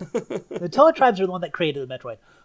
They're the ones who created the Metroid, and then the Mokins, also the ones under the command of Ravenbeak, killed all of them, or just all of them on this planet? Only the ones that were on SR3. So there are probably other Toas out there. Yeah, so we know the Toa survive because Samus rescues them before the events of Metroid. So they're out there somewhere. The only ones we know are dead are Grey Voice for sure. Yeah. Or Grey Bird. Yeah. Grey Voice. Yeah. Grey Voice, yeah. He for sure is dead. Old Bird is assumed to be dead because he hasn't been seen since the Space Pirates took over. But the rest of the Toa that were on Zebes survived and are seemingly on a retirement planet now. It's implied that the Morkins' original plan was always to overthrow and wipe out the Toa, but the reason Ravenbeak couldn't follow up on it is after they did the SR388 stuff and brought Quiet Voice back to their planet, the X-Parasite revealed it also came and started fucking shit up. And by the time they managed to lock all the X-Parasite in that one building, Ravenbeak was literally the only guy left. So we're both confusing the names so much. Yeah, they've got weird names. Quiet Robe. So I mean, when I play my Metroid tabletop RPG and play as a Chozo, it's going to be very fun to pick a name. Anyways, going to be Bird Breath. I don't know.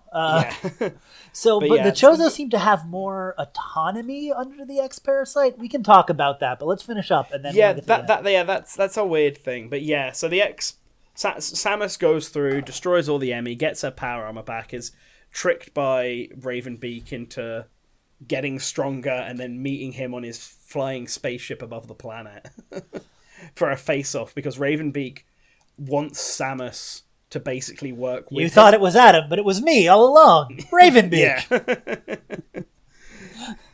So he wants Samus, I guess, to fulfill her destiny, whatever that means for him. It was very Star Wars. I guess he just wants, like, I don't really know what his end goal here is. He just wants the Metroids because they're strong, but it's literally just him now. So he just wants, I guess, a daddy-daughter space trip around the galaxy. I think maybe really I think he just really wanted to fight too. He seems like that kind of guy. Yeah, he does. Warrior tribe, you know. That warrior vibe. He also, I guess the thing is, since she awakened her Metroid DNA, he wanted to have her join him. But if she wouldn't join him, that's fine because if he kills her, he has her DNA. Like maybe he couldn't clone her until he killed her. So he either wanted her to join him or he wanted to kill her and clone her. I mean, I just assume that, like, the more Samus is, the better. So he can just clone her and replace his tribe with nothing but her.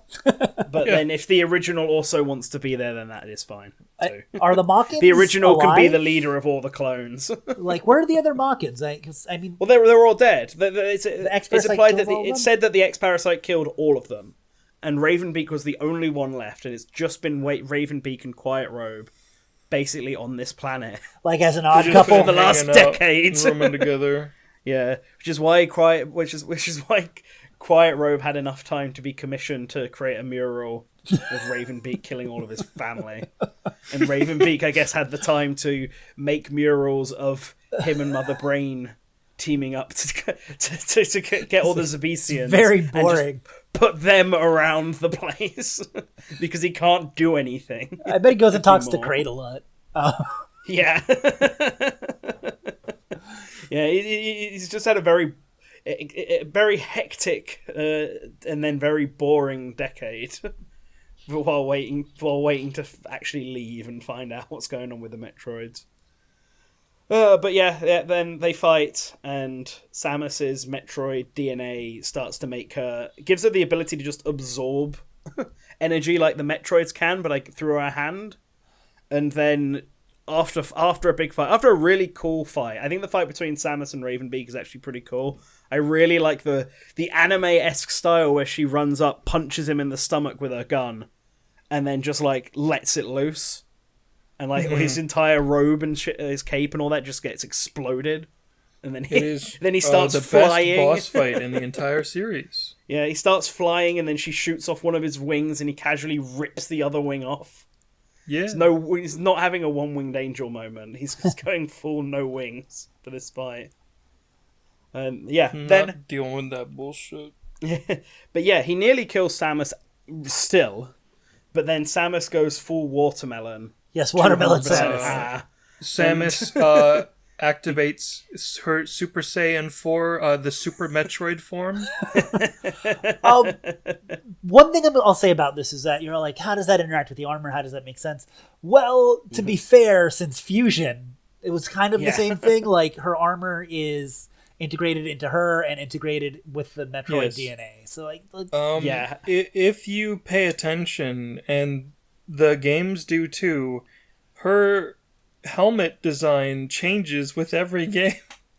Yeah, she just does whatever she wants. Yeah, her armor just sort of changes as is. Like it's implied that at the end of Fusion, the way her armor looks is how it looked in Super Metroid. Like she gets her original back.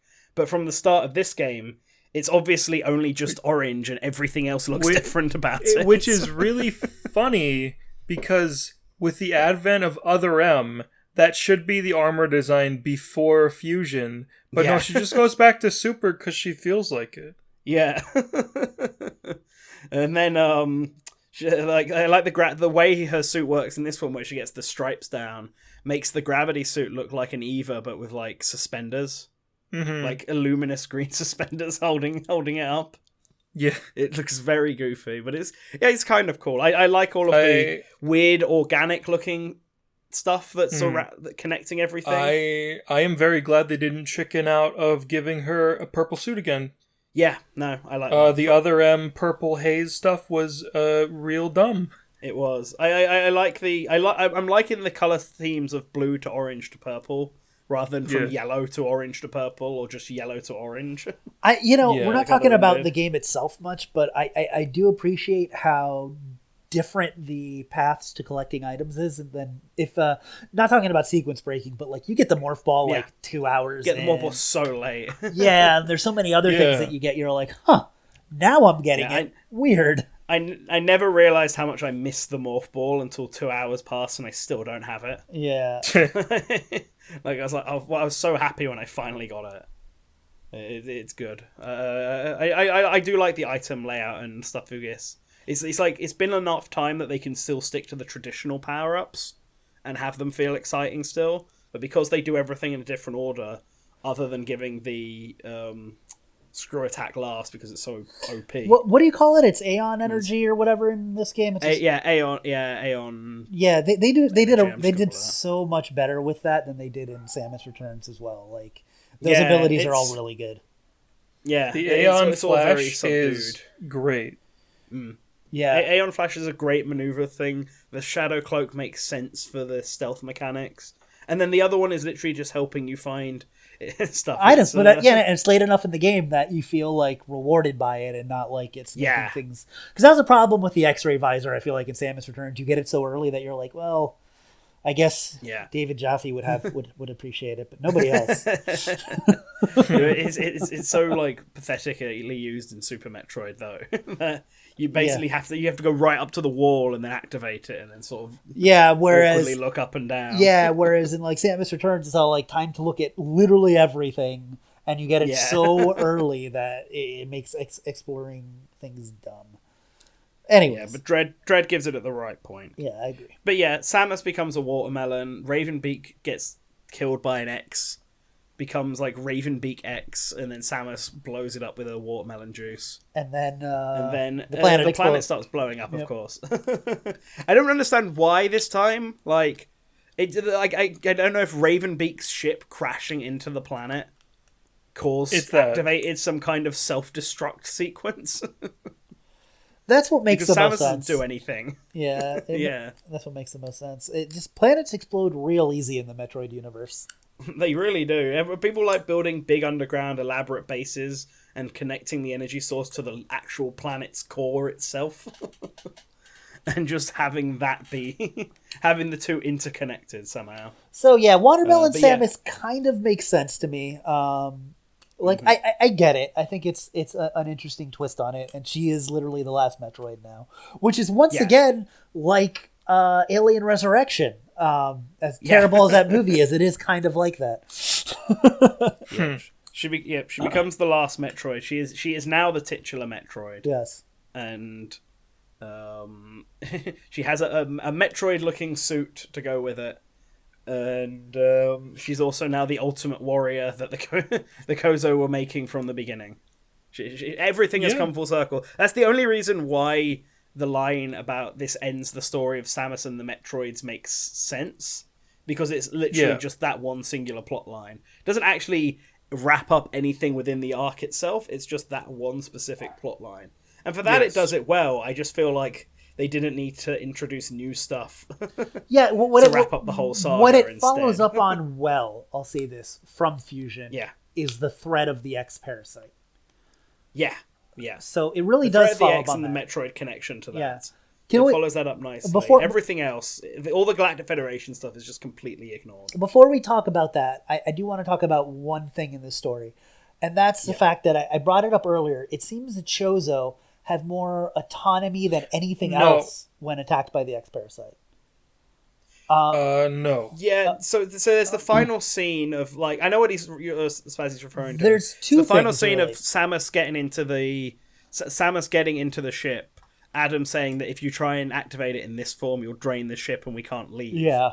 But then Quiet Place's X-filled corpse standing up behind and then turning back into its X form and feeding itself to Samus to cure the Metroid stuff, which I thought didn't make any sense when I first looked at it, but after thinking about it, the X obviously absorbed the DNA, so it's basically just filling Samus with Toha DNA again. Which controls the Metroid. To keep, yeah, which controls the Metroids to keep her Metroid side under control. Although to me, this also implies that if she doesn't get like a regular dose, she has to hunt down DNA, and kill birds. She's slowly turning into a Metroid. The next game is just Samus like hunting down Chozo to control her hunger. Just go to all the. This is what Toho will do. She's got to go and find their planet and get like. She just have to get blood from them every so often and just drink it like some kind of vampire, just to keep the the cravings, the hunger of at bay, stuff. Bay, Holy shit! But you're gonna. It's what that ending implies. You're gonna say something, Matt, about my question on their autonomy. Yeah. Yeah, so the X's sole directive is to survive. That is why at the end of Fusion, the SA-X lets Samus absorb it, because the only path to surviving is fusing with Samus so that Samus can fly her ship out. It is very much the same case at the end of Dread, where, the only way for this X to survive is to have Samus fly the ship out. And the only... And like, you could say, why don't they just kill Samus? She just ran through the entire planet shooting giant lasers. I think they're smart enough not to try that.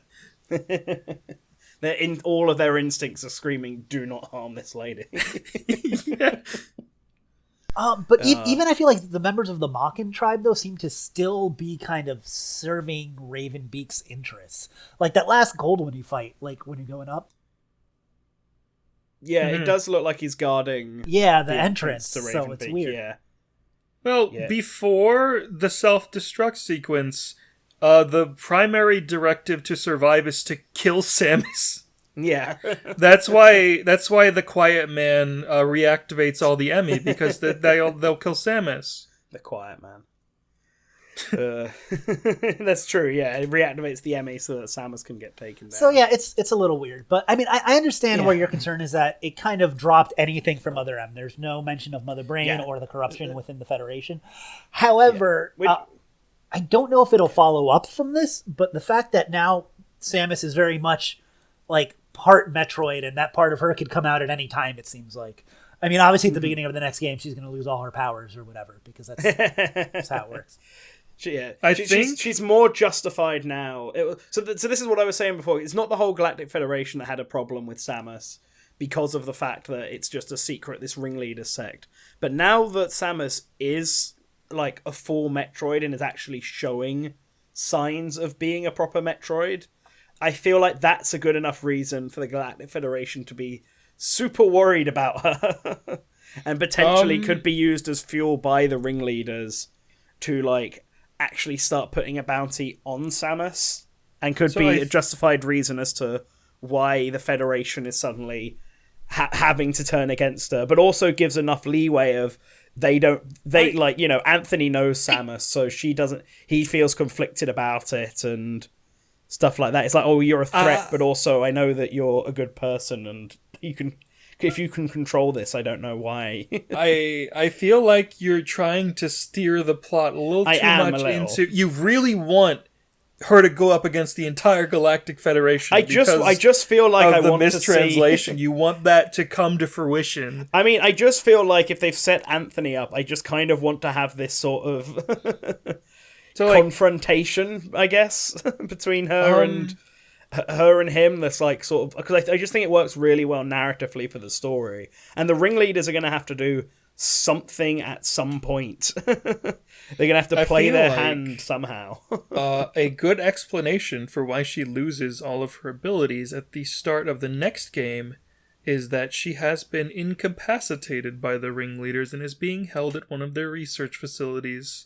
Yeah, that would easily work. Like, I mean, if the next game basically just follows up from all the Federation stuff and basically just has everything I wanted to see in Metroid Dread, I'll probably be more fine with how the story of Metroid Dread. I don't like the fact that it's after so long, it's not like it didn't conclude everything I wanted it to. And instead choose to follow up on stuff that I wasn't massively keen on from Samus Returns. I think part of the problem is that they hand, referred to it as a conclusion, and it really isn't. Yeah, it gives me the same vibes that Age of Calamity gave you, Matt. Going into this game, I knew that from the interview and how they worded it, specifically only the conclusion of Samus's story with the Metroids, that the conclusion was going to be Samus is the last Metroid.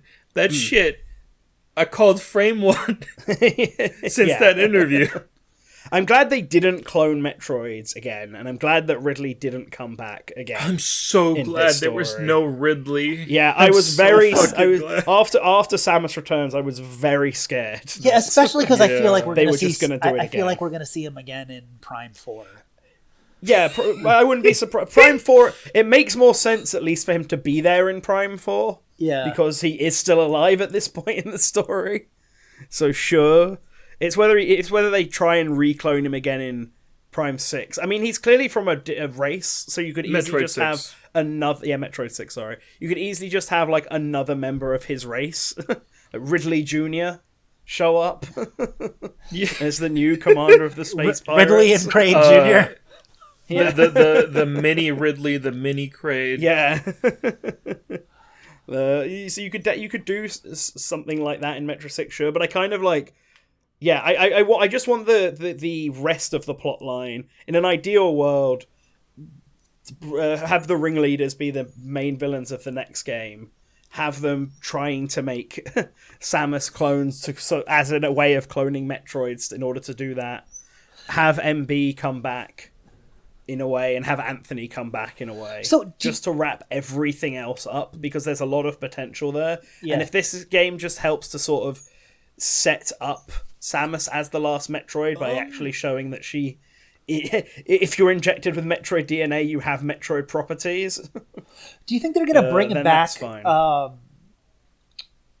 any of the Chozo stuff, though? Like, because I feel like it's pretty definitive how it ended here. So, like, the war... Like, I said earlier, I think Ravenbeak could easily be alive, even though he was very dead, because of the stuff he was doing. You know, he could be brought back alive. It wouldn't be the same Ravenbeak, but he could be brought back in a way. Like, from me looking at the wiki for this discussion, I saw Old Bird and their entry about, like, their fate being unconfirmed. Yeah. And my brain's just going, this means that they're coming back in the next... They are very old, though. Not much of a massive threat. I mean, it would make sense to have the Chozo, the surviving Chozo we know, come back in a way because of the fact that we know Samus needs their DNA in order to stop the hunger. So, like, it would actually make sense for her to go and visit them, whether that happens in the next game or whether that happens in Metroid 7 or whatever. It depends on where they want to take the story. Yeah, and right? I hope the games are more regular now too. If they are, then that's the one other thing that I'm kind of happy about. This game has done so well that I don't think we're going to be waiting another 19 years for a sequel. When do we normally get the Nintendo financial numbers? They have like a quarterly meeting, yeah? Yeah, quarterly. It'll be November, I want to say. We won't know then because no, it'll be too soon probably. We'll have to wait for the following one. Yeah, so February, I'm pretty sure. Okay. They only do, like, the month right before the fiscal quarter ends. Yeah, so they'll do it up to the end of September sales. And then February will be good because that'll also include the holiday numbers. Because it seems to be doing well everywhere, but I feel like North America is where it's going to do the best because that's where Metroid does the best. And I feel like this one, I feel like this one's going to clear some Metroid records easily. Yeah, I think this is going to become the best-selling Metroid. Yeah, no doubt. But no doubt. Just wonder how much that is going to. Yeah, how much will that be? Yeah, is that going to be 3 million or is that going to be 5 million? You know, like. But I think this game has done well enough and it's been critically acclaimed enough that Mercury Steam are almost for sure making the next Metroid. So it's a question of whether or not there are like 3 things they can do, right? They can either finally follow up on the stuff from Fusion and Other M and then conclude that storyline. They can somehow follow up, keep going with the Chozo storyline and somehow add new things to that. Or they can just ignore both of them and just start a completely new plot. Right, where she joins the F-Zero Championship. Yes. Exactly, yeah. So Yeah. I hope it's the first one because I don't like having plot threads dangling, especially ones that I'm actually invested in seeing answered. However they choose to do it. The other thing they could do is tie the Chozo stuff into the Federation stuff, like we were kind of hinting they at could before. do. They could have like the Toa tribe working with the ringleaders because they know the Toa can control The Metroids. the Metroids and can keep Samus. And you at can bay. find out, Raven But Beak like was been they're part of it. doing it because they're doing it because they're worried about Samus going out of control now that they know she's a Metroid. Yeah. But in the end, something like their like parental love, I guess, for Samus will have the Chozo side with her and help her escape the ringleaders as opposed to actually siding with the ringleaders. And maybe they die because of it. Samus blows something up again. I think because at I just the want end to see of Other conclusions M, to things. At the end of Other M, what happens to MB? I never played Other M. I'm just MB is it's the only killed, Metroid game I quote haven't. unquote. MB is She's- destroyed. Yeah, she's gunned down by the Federation, but considering that she's like an android and they've got this power to bring people back, and Adam got blown to like 1 billion pieces, yet they still brought his consciousness back in an AI. I don't see any reason why they can't take MB's body away and then bring her back. They as a excavated computer. many things from the battleship. Yeah, So a lot of them show up in Fusion. So I doubt if they took the time to go get Ridley's stupid corpse that they didn't take MB. exactly, because MB was super powerful and had the ability to control not just the Metroids but all of the creatures that were on the battleship. So What? So what if we being find able out? to replicate that. What if we find out the ringleaders really are like an Illuminati, and it's instead of a section of the Federation, it's like important figures from the Federation, and then also like space pirates, Ravenbeak. Like, do you know what I'm saying? Like other. I mean, I Prime would prefer Minister. that because one problem I have with the Federation, and it's super inconsistent, is that like all the politicians, all the higher ups seem to be aliens, and the Federation was set up before humans even left like Earth.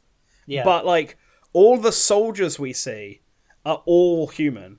Practically every single Federation soldier or commanding officer or anything we've seen has been like a male human. And then Samus is the lone female. But then the politicians and also the police force are from other races. And the manga sort of makes it clear that the Federation is made up of only humanoid creatures. And not even all of them. Like, the Chozo had to argue to get this one race of creatures in there that the Federation had deemed as too savage to be a part of it. Just So Samus's friend is one of them. So I would like to see like the representative for the planet of Crades, just like yeah, like that's the thing. If they're humanoid, they can be part of the Federation. But like that's it. All the politicians, the chairman, who is mentioned in Other M by Anthony, that Adam's squad was running under the chairman's orders, and that's how he's allowed to take Madeline away. He is an alien. Yeah. He's like alien with like two snail-esque like eyes. You know that sort stalks, of like eyes on alien. stalks. Yeah. Yeah, stalk eyes. And like in the first Metroid game, the Galactic Federation that we were shown are also all aliens. Because I don't But remember. then Other M just makes everyone else human, and so does the Prime games. The Prime games makes like everyone in the Federation a human. I don't remember quite how the ringleaders are described. Like, is it an insidious faction within the Federation, or do they just have a lot of power because their members are inside of the Federation? Do you know what I mean? Like, Yes. A good question. I'm not 100% sure if it is. All of the people like who we believe are a part of the ringleaders or implied to potentially be or have all been within the Federation. right, but so- there could be, like, Ridley could have been part Yeah. of the ringleaders, and it just Like- like in a future game they could reveal that, like, and Ravenbeak could be, like, so it could just Yeah, be influential the- people. Yeah, the wiki describes them as a splinter group within the Galactic Federation army, but we don't necessarily know. Like, I don't know where they're getting that information from. I can't remember if it was ever stated in Other M or if it's just assumed because every member we know we've that seen of it has been in the Federation. we know Ravenbeak was working with the Space Pirates, because we know he was at least working with Mother Brain. Yeah. Do we know if the ringleaders were working with them, or they just like recovered Ridley's body? So I've got here. So translated concept art for Other M indicates that some or all of the ringleaders were originally former Federation army soldiers. Okay. So it's implied. It seems to be implied that this is a group of people who were within the Federation and then, quote unquote, retired, left, whatever, but secretly moved to a secret underground sect who are controlling things from behind the scenes. Clearly, still using Federation branded research labs and spaceships, right? And so able to have Federation soldiers working for them, but they're not officially recognized. Because I'm just like, this it. is just like spitballing and talking about possible theories and headcanons and stuff. But if this group was, so I would say this group is then separate from anything, but they could still have allied themselves with the space pirates. They could have easily done that. I don't necessarily. Yes. I could see them allying themselves with Ravenbeak, or Ravenbeak having an informant among them. I don't necessarily know if they would have allied themselves with Mother Brain, but they clearly wanted to use the space pirates. They clearly saw the worth in them. That's why they tried to clone them all and have them be their own task. Well, because my thought is, if Ridley was working with them in some capacity, then maybe it's not even just trying to weaponize Ridley. It's literally like, well, he's dead, let's bring him back because he's somebody that we work with. It could be. We don't know. There's a lot you could do with that, and I hope they don't drop it. I don't know how Mercury Steam thinks about it, but they're not the only people involved in the story of Metroid. Yeah, my feeling is that like Sakamoto was setting up for this big plot, but Other M was so badly received that he's either he wanted to change his mind. Either he blames the story he wrote and not the story he wrote, if you know what I mean. It's the problems. So the problem or if, with like, Other M he was just unmotivated to do it anymore, and so Mercury Steam came with their own story they wanted, and they kind of combined them. And they just combined them both. I was gonna say it always seemed to me that the problem with Other M in story and actually in gameplay is execution. Like both the ideas for everything was fine. It was just not executed. I would be A-okay with Mercury Steam remaking Other M, but making properly remaking it and changing up the story so that Samus acts more like she does in Dread, fixing some of the changing the dialogue, moving some things around. So because there's like a scene where the really sorry, go on. You do not want Mercury Steam to make a 3D action game. I mean, I know. Look, they've managed to improve with Nintendo's guidance. They've managed to improve their Metroidvania abilities. So hopefully, the with first Nintendo's Lord of Shadow guidance, doesn't go off the rails and kill the DLC. Like if you just play the first game by itself, it's a perfectly fine game. Maybe which is all I've done. I've played that in Mirror of Fate, I guess. Oh no. How was Mirror of Fate? Look at Mirror of Fate. It's Mirror bad. of Fate is I think it's fine, but it is notable that I rented it originally, played the beginning, didn't like it, gave it back, and then eventually bought it for £3, and then felt compelled to actually beat it finally. And it's whatever, but I remember when Samus Returns got announced, I went back to play it to remind myself how it was, and I played it for 10 minutes, and I was like, yeah, I don't like this. It's not good. Stopped playing not it. Good. Not good. But this thing is, they had Mirror of Fate, and it's not good. But now they're doing Metroid Dread, so they clearly improved. They did over improve. 3 games. So potentially they can take some of that knowledge and use it to try and make another 3D action game again with Nintendo's guidance. This game apparently did take 4 years to make, though. Yeah, really? Fine. If they make a 3D game, we might be here for a while. Work on a 3D game and a 2D. I don't know. I just feel I wouldn't mind Other M I'd rather see a remake as of Other an M, actual but 2D better. Metroid, because we could use more 2D that as well, Metroids. if they wanted to do it that way instead. I still really want them to make a 3D Metroid game where you don't move slow as molasses. Yeah. Oh, that's the thing. All you need to do for a remake of Other M is just have it follow the same basic plot and say it's a remake, but then change the actual dialogue and certain events. Like the scene where Adam sacrifices himself is really stupid because he like shoots Samus in the back to paralyze her, with the justification being that he's worried that Samus will kill herself to stop the Metroids. But he does this when there's a Metroid literally in front of her. That and the only reason this happens is because the audience and Samus have been led to believe that Adam is the traitor, and it's trying to build that up, even though it doesn't make any sense. And then Adam immediately disregards this by then killing the Metroid and explaining himself. But like, it would make so much more sense if it's the deleter who shoots Samus in this moment, because he's the bad guy who the game has been building up to, and then Adam deletes him and saves Samus, but Samus is too paralyzed from the deleter's attack to stop, to kill herself, so Adam does it instead. Like, it makes more sense to do things that way, but the story progress still remains the same. Adam still kills himself, the deleter still dies. The important part is that Adam kills himself. Yeah. He's got to die. Whether they did it in a disappointing way or not, who knows? But yeah, so I wouldn't mind seeing a remake of Other M, but or just a Metroid 6. Hopefully it doesn't take very long. And well, they have this this engine now. They have a lot of assets, so yeah. I feel like they should be able to. That's one of the good things about you know, making a game with 3D assets instead of something that's sprited. I feel like, I mean, obviously when you make a sprite-based game, you're using a lot of the same tile sets and assets as well. But I feel like it's even, you know, when you have 3D assets, it's very easy to just kind of adjust the models and move it over and you know, make something new out of it. So yeah, I would hope that within the next 2 years, if this does well, we get another Metroid. And I hope it does follow up from Fusion.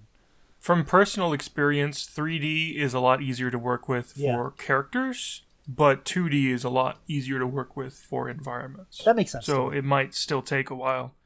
Yeah, it's because of that amount of... You can easily... You don't have to make like an individual sprite for every character.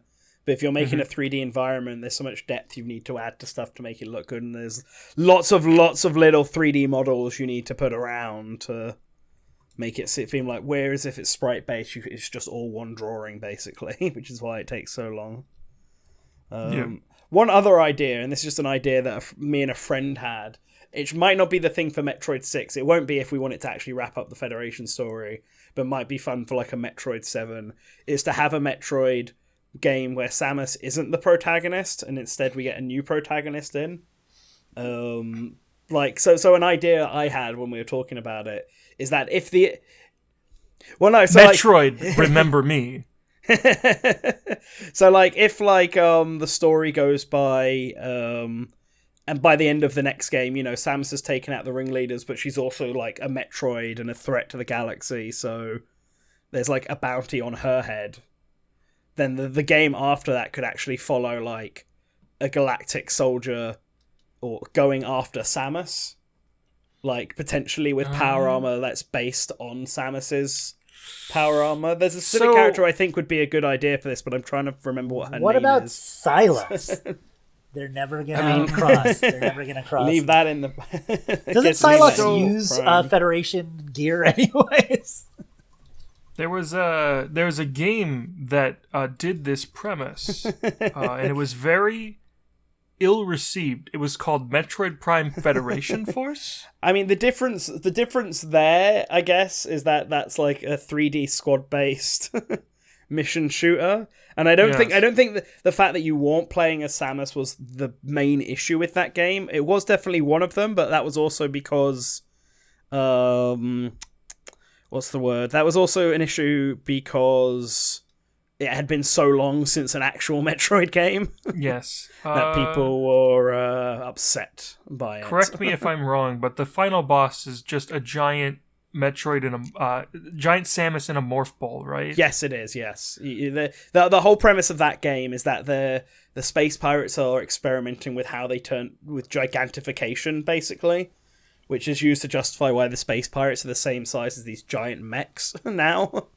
And and Samus gets captured at one point, and they use the gigantification on her, but like she's just literally in morph ball form. So you just fight, giant morph ball basically as the last boss. Yeah, It's I a think bit weird. Federation Force. Federation Force is another game that's great idea on paper, but not very good execution. Yeah, and the timing of it was bad as well. Timing of it was very bad, which I feel is a bit unfair because people don't seem to realize that Federation Force was in development before Other M even came out. Yeah, Like it was started immediately after Prime 3 finished. To be a way to expand on the Federation more.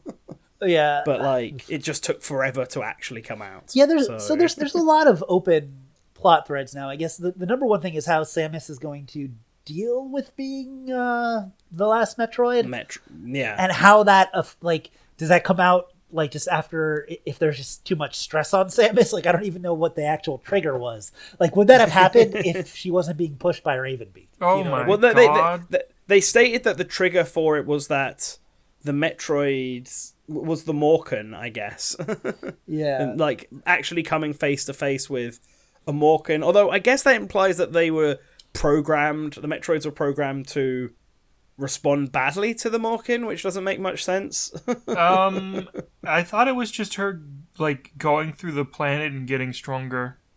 No, so that's what eventually caused it to come out. But the initial trigger, which happens during the thing that makes Ravenbeak realize what's happening to Samus after their very first fight, I'm pretty sure Ravenbeak says while pretending to be Adam that the DNA inside of her got activated because of his presence. Oh no! Was that his plan? Because he because so he didn't know this would happen, but when it happened, no, but then why did he? He's like, why did he? Well, I guess he just wanted her DNA, but he just wanted her DNA. But it looked like what he was doing. Then why didn't he kill her right away? He activated it. That was the entire plan. Yeah, because he wanted to see why he wanted to. He wanted to take the Metroid DNA at first, and then he saw it activate, and then he thought, this could be interesting. Oh, I will just let her be. Yeah, I'm going to see what happens. Okay. Yes. And then he sees that he basically makes her the ultimate warrior. And is like, cool. I would rather she join me than kill her. And that was a really cool scene. I guess I will clone her instead then. when she like reaches into his mask and like sucks all the energy out of him. That was pretty great. Yeah. Just like slams her hand into his face. Yeah. And just screams very loudly.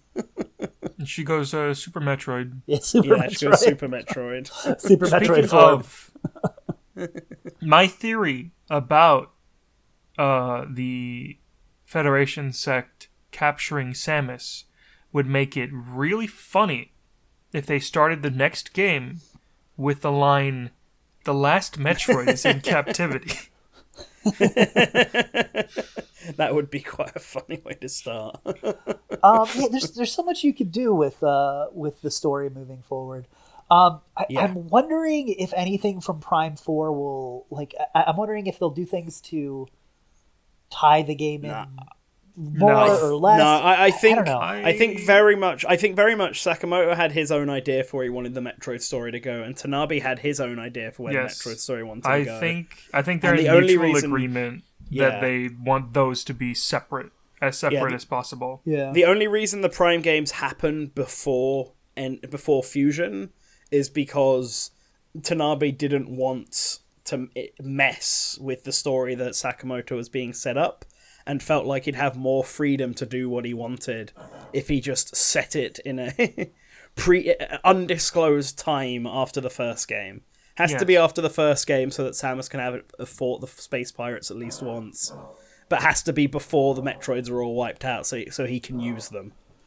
So Prime just is slapped in there, and that's why every Prime game has just been in that period, so that they got the freedom. Because really, the end of Metroid 2 and killing all the Metroids is like a massive turning point in the series. Yes. And with the other big turning point being Fusion, because now Samus is a Metroid. Yeah. Like, if you make games after that, you have to sort of acknowledge that factor. Yeah, as of right now, it seems that all the X-Parasites and all of the Metroids are dead. That could change. Yeah. That could change. Easily change. Yeah. Like, we don't know. There all could be of more the X-Parasites were... Yeah, all of the X-Parasites were wiped out at the end of Fusion. Didn't stop them. Yeah. Like, and considering the X-Parasites are also, like, their main goal is to survive, and some of them took over Chozos, they could very easily just find a ship and leave, right? Yeah. ZDR at some point.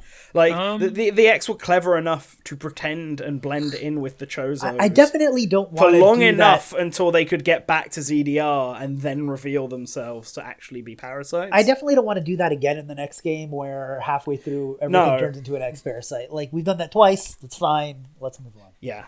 Like, I'm fine with the X-Parasite, I guess, sort of showing up if they do want to, but I'd rather the plot focus on Samus's relationship with... as Samus being the last Metroid and the consequences that come from that, and that's how that affects the way Samus is perceived by everyone else in the galaxy, or the government in the galaxy. That's what I'd prefer them to focus on than do anything else, because I think it's all stuff that needs to be addressed. And it allows for things to also be slightly different. You can even bring the Emmy back in that way, because they're Federation robots. Yeah, if they wanted to have the Emmy be a recurring thing, they can do it here. So, God, please don't. I like the Emmys in this game, but I feel like it's it's when you try to do Mr. X and then you do Nemesis and then it gets like samey. Like, you don't do it too often. That should be. Don't do it 5 times. Yeah. I mean, the next logical step is to try and somehow have the game. Also, if she has her Metroid powers, combined, then she can just absorb the Emmys, so it doesn't even matter. Yeah, or just have the Emmy and the SAX, like their concepts combined, and have the Emmy be able to navigate the entire base, basically, so that the Emmy can show up at any point. Christ. It would be like you'd have to be able to more easily knock them out, but that's the vibe they were going for with the SAX. It was just secretly all scripted, so that the SAX would only appear in certain spots. But they wanted the player to feel like the SAX could show up at any moment and fuck with Samus.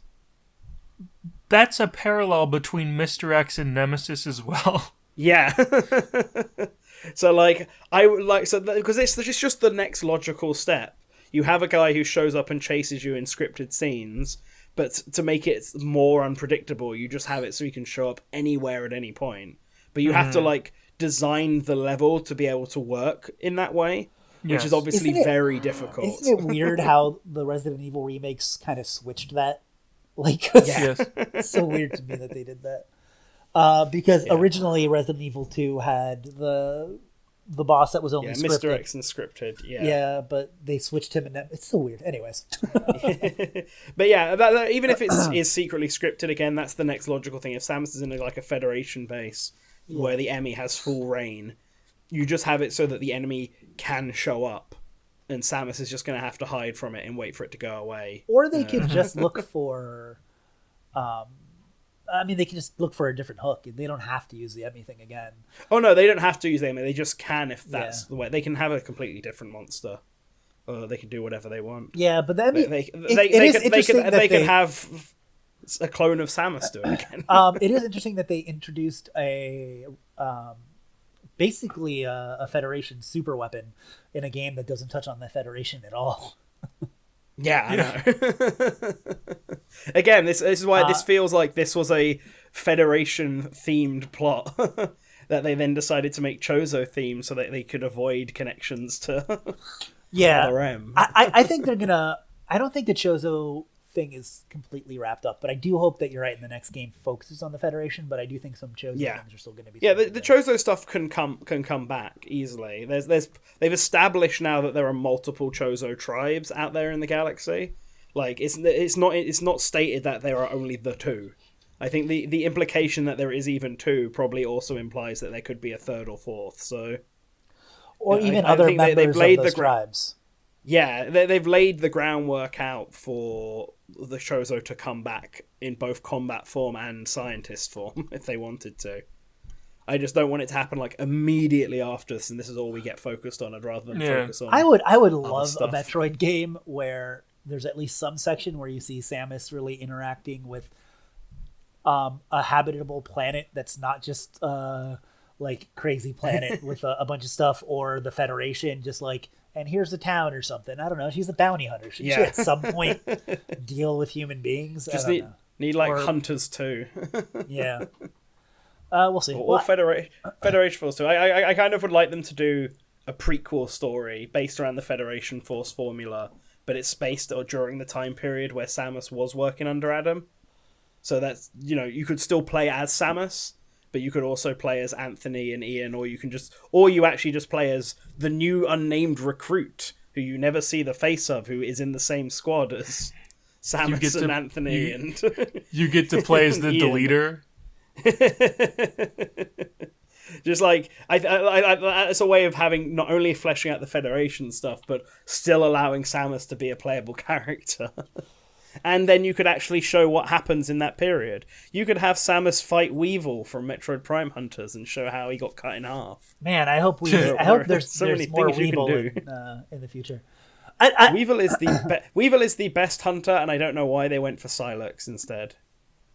It's just yeah, silly. like I said, I would like to see a little more interaction between the two series of games. That's just me. That's just me being me. Yeah, I mean, I'm perfectly fine with them not doing that, but equally, yeah, it would be interesting if they do. It'd be nice to see just more bounty hunters, because I feel like the Prime games are the only ones that have actually attempted to do like actually show other bounty hunters that aren't Samus. We don't see her collecting. The thing is, Samus is called a bounty hunter. Yeah, she never collects any bounty hunters. She's literally just a mercenary that takes military contracts. Like, that's what she is. She's not a bounty hunter. Like, she's a merc that takes military contracts, which is also fine, but it's really weird. Like, I feel like they just called her a bounty hunter because people like Boba Fett. I don't know. She's just a bounty hunter because that's just what they called. That's what it was in the very first game. And they've now just had to stick with it. Nanton. Yes. Okay, you know how you want a remake of Other M? Yes. Okay, Spazzy, you know how you want Nintendo to make a game called Project M? Yes. Do you know what the code name for Other M was? Was it Project M? It was Project M, yeah. Project M. Was it Project M for the Nintendo Wii? We can go full circle. We can go full circle. Nice. Well, apparently, I literally just read this on the Metroid Wiki, but apparently Prime 3 Corruption was intended to feature actual bounty hunting missions for Samus. That would be very cool. Apparently, NCL ordered Retro Studios to drop the concept, primarily because when Nintendo envisioned her as a bounty hunter, they thought of her more along the lines of a mercenary or hired gun. Yes. They also seem to imply that Samus is not paid for her missions by the Federation, although Metroid Dread contradicts this. As Adam remarks that the bounty for Samus's mission is not sufficient enough. Yeah, I would hope. Like, I don't know. Like, yeah. Like, there's so much potential with the world of Metroid. I would like we were saying. Like, I'd like spin-offs that just take place in the world to learn more about it. Like, if that the story when you're following just Samus is limited in what you can do. Yep. Also, just to add a bit more to the lore. The expanded Nintendo universe, Gulliver in Animal Crossing Wild World talks about running into space bounty hunters and implies that he has met Samus and Fox McCloud.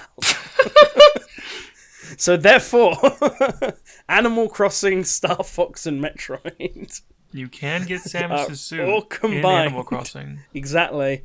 Gulliver is now also implied to be a space bounty hunter. I like that. You can get a Metroid in a test whatever he is, tube the in seagull Animal man. I'm telling you, man. Wouldn't it be? You can clone your own Metroids in Animal Crossing. The next Metroid's going to start with some guy in a rundown bar on an alien planet, and he's watching the F-Zero Grand Prix. And then Samus busts in and collects a bounty on him. And that person, just get Wolf, Star Wolf, Wolf McDonald, Wolf O'Donnell, O'Donnell, Wolf O'Donnell. Boy, just compete with him and Captain Falcon for the bounty. I think something we haven't noted yet. I think you're safe with the Federation plotline. I don't think Mercury Steam does not want to do it. Because they entered the equation by pitching a Metroid Fusion remake. That is true. Yeah, they went for Fusion first, but their pitch was Metroid Fusion, but the Federation is replaced by Chozo. Oh shit! And they were like, we already did the fusion plotline in Other M. We can't do it again in Metroid Dread. Yeah, no, but you're right. I think they aren't going to shy away from that. I guess I don't know. I guess they just had an idea to do something with the Chozo, and I don't think it was a bad idea. It may have been Nintendo just vetoing it. Well, it sounds like a lot of Metroid stuff, like that Metroid movie that was apparently in development hell for like 7 years. The only reason it didn't get made is because Nintendo weren't actually sure what Samus's character was at the time. Because when the filmmakers asked them, you know, what are Samus's motivations, what drives her, what's this, they didn't have an answer. All they did was and kept they didn't saying want the an baby outsider. over and over. They didn't want an outsider to like come up with the idea and define it into themselves, even though they'd already let an outsider do this in Super Metroid. Yeah. So the movie got cancelled until Nintendo could actually come up with an explanation for who Samus is, which may have, like, I guess, indirectly led to the. I don't know timeline-wise if it adds up with the manga being made, but it might have helped to make Other M and why it's so Samus-focused. Yeah. Because they just didn't know. They definitely wanted to make Samus into, like, her own character. The problem was when they went about doing it, they made a Samus that went up against everyone's expectations. Yeah, no, it wasn't a I very think... good portrayal. And Other M also has a lot of really weird contradictory stuff to its own lore. Like, the way it describes the Zebesians is, like, very different from how every other piece of media and prior game has described them. I'm not quite sure about the reception over in Japan, because I do know I've read some stuff about the archetypes being used for Samus being things that are seen as cool over there, but lame over here. Yeah, that was it. So, Samus is meant to be like Golgo 13, the assassin, the Japanese manga assassin, where he's like this cool, silent type that doesn't say anything. And so, like, Sakamoto's direction for the English side was that Samus was to be very monotone and very, like, not emotional, and except for the one scene, and that's why that one scene's meant to have more impact, because it's meant to be Samus showing emotion. But the problem is that just comes off as very boring when done over here, when done in the West, which is why all of Samus's dialogue just comes off like she does not give a shit about anything in that game when she should. It is so weird that they want that, like, subdued tone, because the rest of the direction in the cutscenes goes completely against that. Yeah. They introduce the squad with, like, a Power Rangers, like, title sequence headshot montage of showing everybody their name and stuff, their role, like mugshots. Oh my god. I almost wonder if there's some weird disconnect between how they wanted to portray Samus, how Sakamoto wanted to, and just how Team Ninja wanted to make an action game. Well, everything on the story side was Sakamoto, so... True, but did he direct the cutscenes and stuff like that? Like, I believe I don't know if he was the cinematic director, but he would have had final say in everything. I hear the cutscenes are better. I don't know if maybe a little more nuanced in Japanese than in English, but I don't know. The dialogue is definitely better in Japanese. Other M and Fusion got pretty shitty translations. Yeah, which hasn't helped their perception outside of Japan, evidently. Mercury Steam has shown that if they have an original story, they can, like, actually do it really well. That was, like, another big fear I had going into this game, just because I didn't like what they did to Samus Returns. But when they're given free reign to do whatever, I think they're... No, this is the first time. No, is it? Lords of Shadow games, no. Once again, I think the story was pretty good in the first Lord of Shadow. It's just when they did the DLC to make him into Dracula, that's when things got weird. Fair. I like the twist of Gabriel Belmont being Dracula. Metroid Dread sort of gets a bit funky. Is the spoilers first for Lords of game Shadow, I can say that has a fully good story without caveats that's made by Mercury Steam. It works. Yeah, it works. So, I haven't watched the Transparency video yet. I'm interested to see what they have to say. Yeah, I think you should. Obviously it came out before Metroid Dread did, but they talk a lot about the gameplay and the plot and the way the story went and how Samus was portrayed and yeah. Well, they have why fusion was done very well, and they have a video on the story like for this. Yeah, maybe we should. They did like a. I don't think they got a video for the Metroid Dread story. I think they did, and if they did, we'll link it below, and if not, we'll link the other one. I think on their Patreon they might have done because they do like audio accompaniments to the videos that are just for patrons, and they might have talked about Dreads. I don't know when it came out. The cinematic director for Other M is the cinematic director over at Team Ninja and has been since Dead or Alive Extreme 2. Okay. See, it has that vibe to it. Now, we skipped over the most important part of the Other M story, where Ryu Hayabusa comes in and suplexes Ayane from Dead or Alive while Ridley and Samus are fighting in the background. Yes, that's the crossover with Dead or Alive Dimensions. That man, I really want a new Ninja Gaiden game. Neo's is not cutting it is still a crime that Master Chief or Spartan got to be playable in Dead or Alive, but all Samus gets is a stage where she only appears as a morph ball in it. Like, what the heck is this? But yeah, I mean, I don't know if you guys have any more to talk about the overall story, where we want to see it go, or if there's any specific story beats we didn't even talk about in Dread. I mean, I think we covered everything off. Yeah. I like Samus's watermelon suit, and I'm sure we'll see it again. Yeah, man, that's gonna be her. That's gonna be her final smash in the next game. She's gonna transform into that and still shoot the same beam, but she's gonna look like that. One last thing. There's one last thing. If you pause the game while you have the watermelon suit, you see that the only piece of equipment Samus has is the name of the beam that she's wielding, which is the Hyper Beam. Okay. It is canon that's just an ability that either Metroids have or the baby Metroid specifically had. Yeah. She just has it yeah, she just has the Hyper Beam innately now. Yeah. Fair. That's pretty neat. Yeah. All right. I think. But yeah, I can't think of anything else. We've talked for like over 2.5 hours. Okay. So yeah, I like how we said let's do a quick introduction going over the Metroid series. And you're like, then I look over at the clock. We're an hour and a half in when we get to Fusion. I'm like, Good thing we skipped Dread. Or not Dread, Prime. Good thing we skipped those. Yeah, we skipped Prime as well. Yeah. So okay, I think random mentions. I think an important thing to ask is, will Crocomire be back in the next game? Because I think he's the only. Oh man, I hope so. He's the only Super Metroid boss that hasn't come back. Yep. I mean, we saw him die and turn into a skeleton, but that hasn't stopped anyone else. What about the plant monster? I don't remember the name. I believe his name was Carnivorous Plant.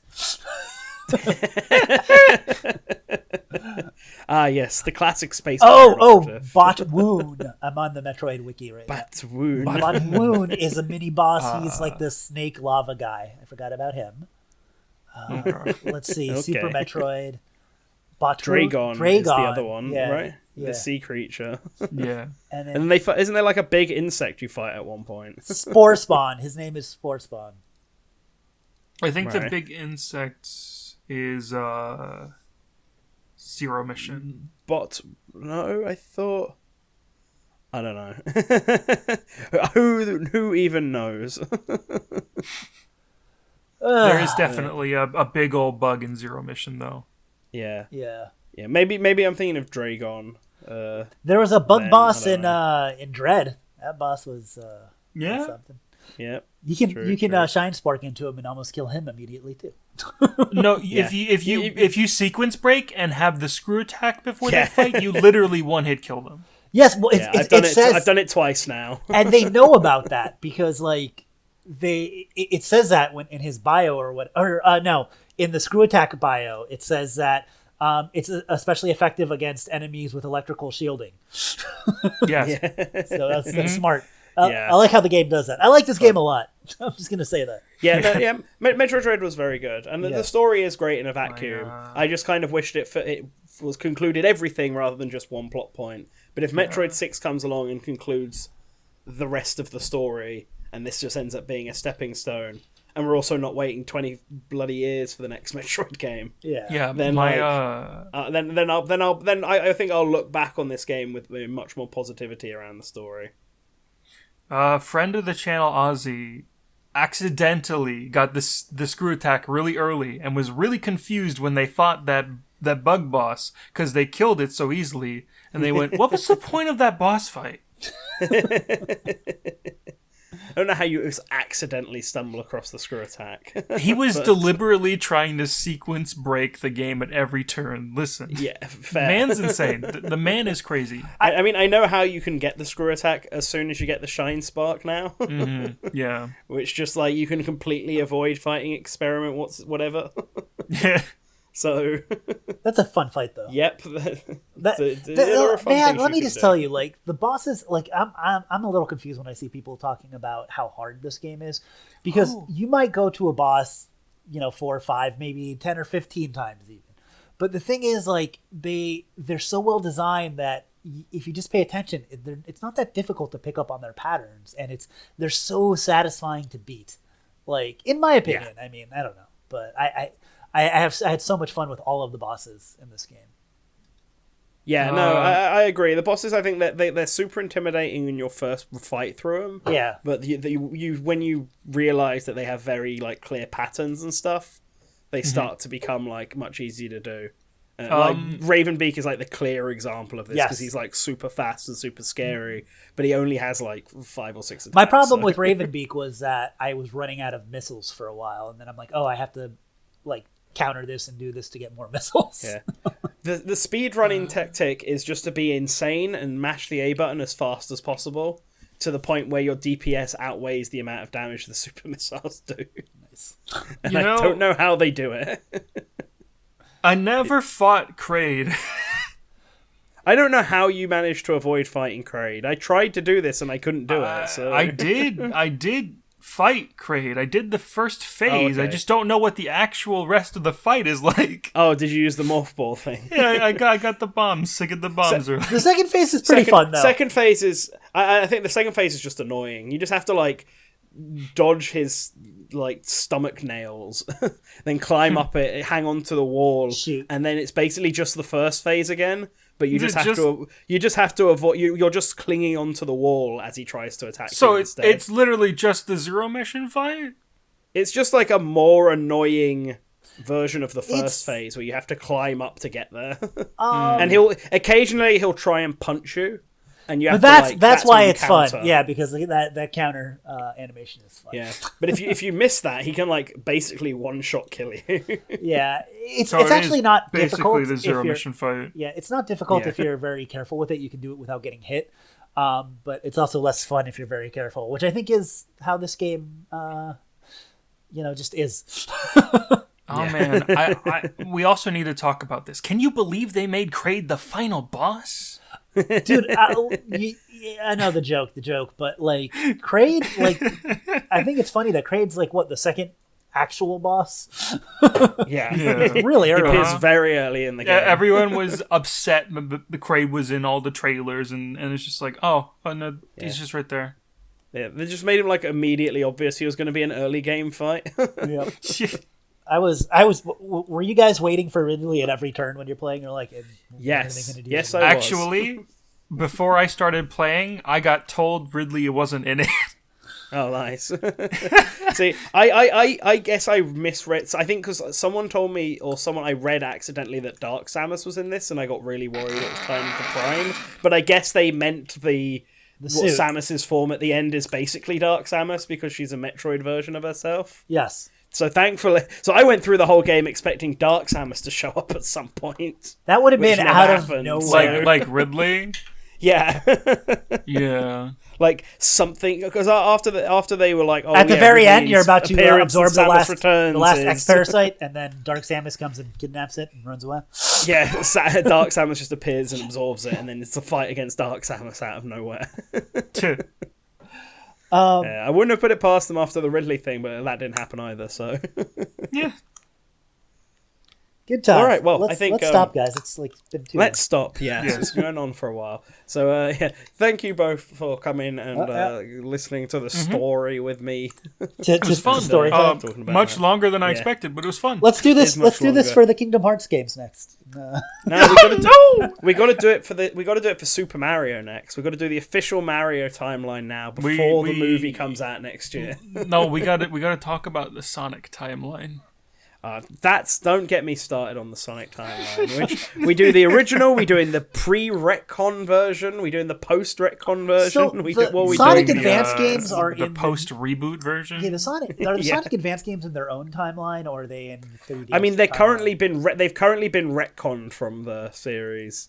I won't explain it here on thing. I'll explain it after we stop recording. Yeah, we're going Anyway. we're going quite far. Yes. Now, thanks everyone who's listened so far. This is good podcast material Yes. for you to listen as you're doing other stuff. Special thanks to all of our patrons. They're on screen right now. anyone has a Let us know 3-hour what you drive- thought of the Metroid. you can listen to Let us this. know what you thought of the Metroid Dread storyline, what you want to see from the next game, and all of that fun jazz in the comments. Like, comment, subscribe, blah blah blah blah blah. But most importantly, remember to return to the Bye, source. guys. Hey, if the person listening to this on their 3-hour drive is Huff, hi, let me know. Bye.